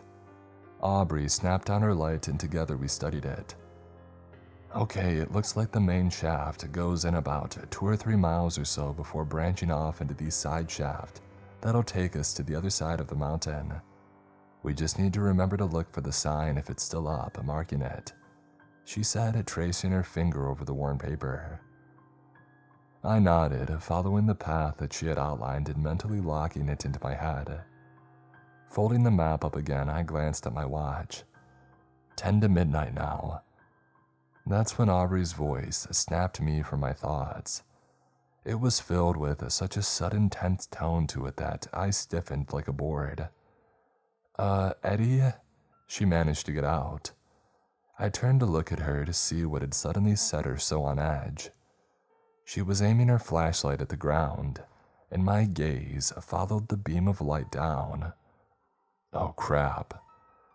Clearly visible on the rocky floor of the shaft entrance was a large red smear of blood. Beside it lay a few shell casings from a rifle or a pistol, evidence of a shooting and a struggle that hadn't ended well for someone. The smear of blood showed that it went deeper into the mine. Oh God, no, I breathed out, swallowing hard. I didn't want to say the thought that was now endlessly repeating itself over and over in my mind, but I didn't have to. Aubrey said it for me. He's in here, Eddie. He's in here with us. She didn't need to clarify. I knew exactly who she was referring to. The pitch blackness of the shaft had suddenly taken on a very sinister and terrifying atmosphere, and my eyes squinted into the dark, trying to separate rock and wood from a human outline. What do we do? She asked me, now holding my arm with her free hand. With the other, she was aiming the pistol out into the black. I already knew the answer to that, and so did she, as much as neither of us wanted to admit it. The shaft was our only way out of here, our only sure way of surviving. Going back down into town would be a death sentence, and going over the mountain itself opened us up to being spotted by sentry or satellite. Swallowing again, I shouldered my pack and picked the shotgun up, now holding it in my slightly sweaty hands. Don't let your guard down even for a second, I whispered it tensely to her. Keep your light hooded and keep it as quiet as possible, and don't stop moving. And most importantly, stay close to me. Her eyes showed how terrified she was, but still she nodded and then flicked on the flashlight. Stepping slightly in front of her, we slowly but steadily began our walk into the mine shaft. We stayed close enough that our shoulders brushed against each other and I could hear her breathing coming in as short, ragged gasps as mine. The only other sound that we could hear was the ghostly soft whistle of wind through the shaft, along with the dripping of water somewhere farther inside. That made it worse, because it meant that the sheriff could be silently standing in the black waiting for us to get close enough to do whatever his fried, insane mind had in store for us. The seconds felt like minutes, and the minutes felt like hours as we moved deeper and deeper into the shaft and into the mountain itself. The air became even colder than before, and even with the heavy coat protecting me, I felt myself begin to shiver slightly. The shaft angled upwards for a moment, and then began heading down in a gradual slope. We passed by mine carts and more conveyor belts along with a row of pickaxes. With a pang of anxiety, I realized that one was missing from its place. Hopefully to God it's just because some miner didn't bother to put his back, and not that someone recently had grabbed it. Here and there, a few large open spaces where a vein of whatever precious metal had been discovered had been concentrated on. Every inch of my body was now tense, and I forced myself to ease my pressure on the shotgun's trigger, afraid that I would accidentally fire a shot. I didn't want to accidentally cause a cave-in. There's no telling how unstable the shaft had become in the decades of disuse. And that was when we saw the flickering light ahead. I felt Aubrey stop dead beside me and she quickly flicked off her light. For a few moments we stood there in the dark waiting. When nothing rushed towards us, we spared a look at each other and then slowly moved forwards. I could hear her aiming the pistol at every nook and cranny that came in her vision. I didn't blame her one bit. About 100 feet more and we found ourselves at the edge of the largest cavern that we had come across yet. It looked to be a central connecting hub for the mine shaft. I could see at least 4 or 5 smaller shafts leading off of it. I realized that this was the area that the shaft we needed to find branched off from. Aubrey suddenly gripped my shoulder tight enough to cause pain. Her breath became ragged again, and I followed her gaze into the cavern. Oh God Almighty. There had been sentries guarding the entrance to the mine shaft. At least 3 or 4 of them I know because they were all here. And they were all very, very dead.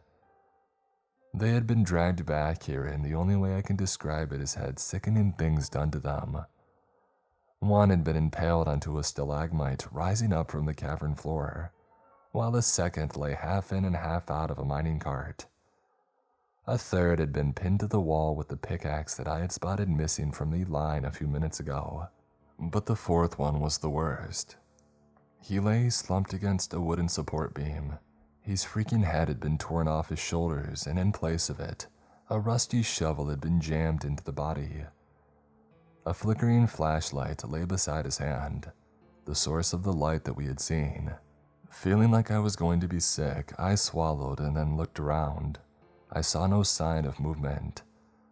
Aubrey finally spoke again, her voice barely a whisper. "Eddie, where is he?" The rage-filled roar behind us nearly stopped my heart along with the thundering footfalls. I spun around, fear coursing through my body as I saw a blur of movement charging towards us. I began to raise the shotgun, but the blur crashed into me before I could fully get it up. My finger instinctively squeezed the trigger, and an almost deafening boom rang into my ears, along with a sudden flash of light from the barrel. And then I was crashing to the floor of the cavern. For a second, I fought to get the breath which had been driven from my lungs back, and then I began fumbling to free myself from the heavy pack, which now weighed me down on the ground like a turtle flipped onto its back. As I finally got my arms out of the straps, I heard Aubrey let out a blood-curdling scream. I snapped my gaze up and felt my blood run cold. Whatever had been in the broadcast test that had been inflicted on my town had to have affected everyone differently. It must have driven some people far more insane than the others, and Sheriff Wake had been affected the worst by it. The figure that now glared at us almost didn't seem human anymore. Bullet holes riddled the man's thick, muscular chest from where he had been shot by the sentries, all dripping blood out in rivulets. His fingers had almost been scraped down to the bone. I could see the white tips glinting in the flickering light. But it was his face that was the most horrifying. It had been destroyed, likely by himself, to such a degree that it looked like a creature straight out of the underworld. He had no eyelids or lips, and his teeth were coated with blood.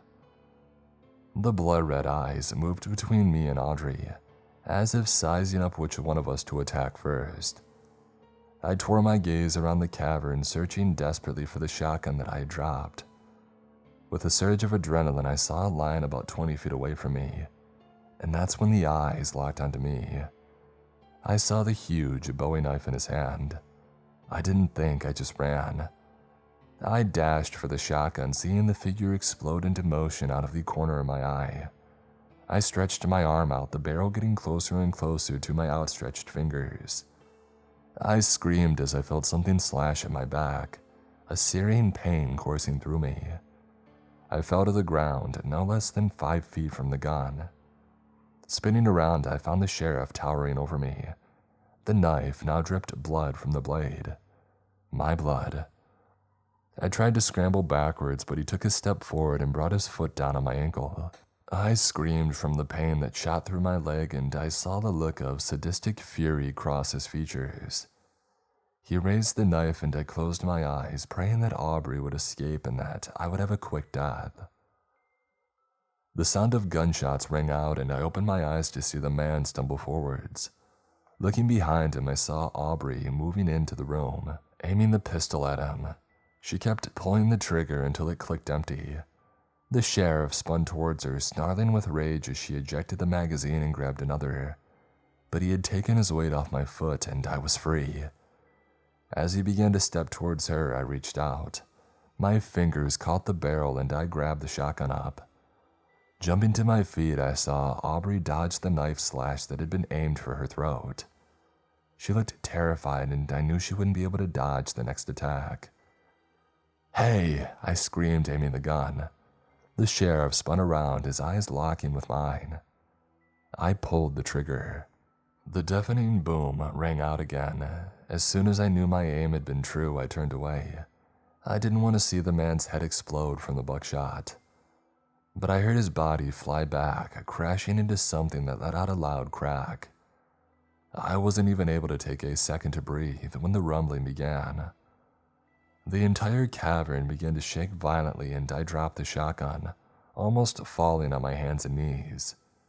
I cast a look towards the still form of the sheriff. He had crashed into one of these support beams when he had flown backwards. The whole cavern is about to collapse. I looked at Aubrey and saw the same horrific realization filling her face. "Run!" she screamed, pointing at a shaft to my left. A shaft that had a sign marked "Exit" painted in white letters. Sprinting to it and snatching up my pack, we dashed for the shaft as boulders and dirt began to crash down from the ceiling. Dust and dirt filled my lungs as I ran. I saw Aubrey enter the side shaft and leapt in after her without a moment to spare. In seconds, the entire cavern had caved in. Behind us was an immovable wall of dirt and rock. We lay there for a few minutes, coughing softly and trying to catch our breath. "Are you okay?" I heard Aubrey ask in the dark. I let out another cough. Yeah, I'm okay." I felt tears sting my eyes as I realized how close to death I had been. "Hey, thanks," I added. I felt a hand fall on my shoulder. I was about to speak again when I heard the muffled sound of somebody yelling on the other side of the cave-in. We both froze. "Yes, sir, it looks like one of the subjects made it up into the mine shaft." A moment of silence. "No, sir, it looks like some of our men stopped him. But there was a cave-in and we lost our men as well as him." Another moment. "No, sir, I don't believe anybody else got through here, and with the cave-in, nobody will ever be able to now. The exit is blocked." A final moment of silence. "Roger that, sir, withdrawing to a safe distance, over and out." And with that, the sound of the voice had died away. We could faintly hear the sounds of retreating footsteps and then silence. After a moment, we stood up. Neither of us said anything. We just began walking. When we emerged into the open air at the exit to the shaft, the fresh air felt better than I had ever realized it had. The two of us looked at each other. "We made it, Eddie," Aubrey exclaimed, and then flung herself into my arms. We laughed and cried, both in relief at having survived, and in sorrow for all that had been lost. And then she pulled back, still smiling. "Come on, let's get out of here," she said. Together, we had made our way down the other side of the mountain as the night gave way to dawn. When we reached a road, we stuck out our thumbs until the passing 18-wheeler stopped to pick us up. Giving some story about being hikers who had gotten lost, we hauled ourselves into the cab. As we accelerated away from what we had experienced these last few days, I looked out at the sun, which now seemed to have a hopeful gaze to it. Deep inside myself, I felt the horror that I had experienced the last few days. I felt the grief welling up inside myself for all the people who had been turned into a science experiment, who likely would be dead soon, if they weren't already. I thought of my mother, but I pushed it away, focusing on the white clouds in the sky. There would be time for grieving later. There would be time for planning later. But for now, it was simply time to enjoy still being alive. I felt Aubrey's hand close in on mine and I looked at her. She smiled at me and I smiled back. We hitchhiked until we got out of the state, and we kept going. That's where I am now, and I won't say where we are right now, but it's far enough away that I feel safe. Nobody knows that we're alive. They all think we died with the town, and that will keep us safe for now. I honestly don't know what they did to wipe it off the face of the earth. I can only imagine. But every attempt I've made to look up our town yields no results now. Not in Google, not in Bing, nowhere. It's completely gone. And now we're going to disappear. Aubrey and me. We don't know where we'll go, but we're going to disappear for a long while. We're going to hide away and we're going to plan. We're going to find a way to make the people who did those horrific things in our town pay, no matter what it takes.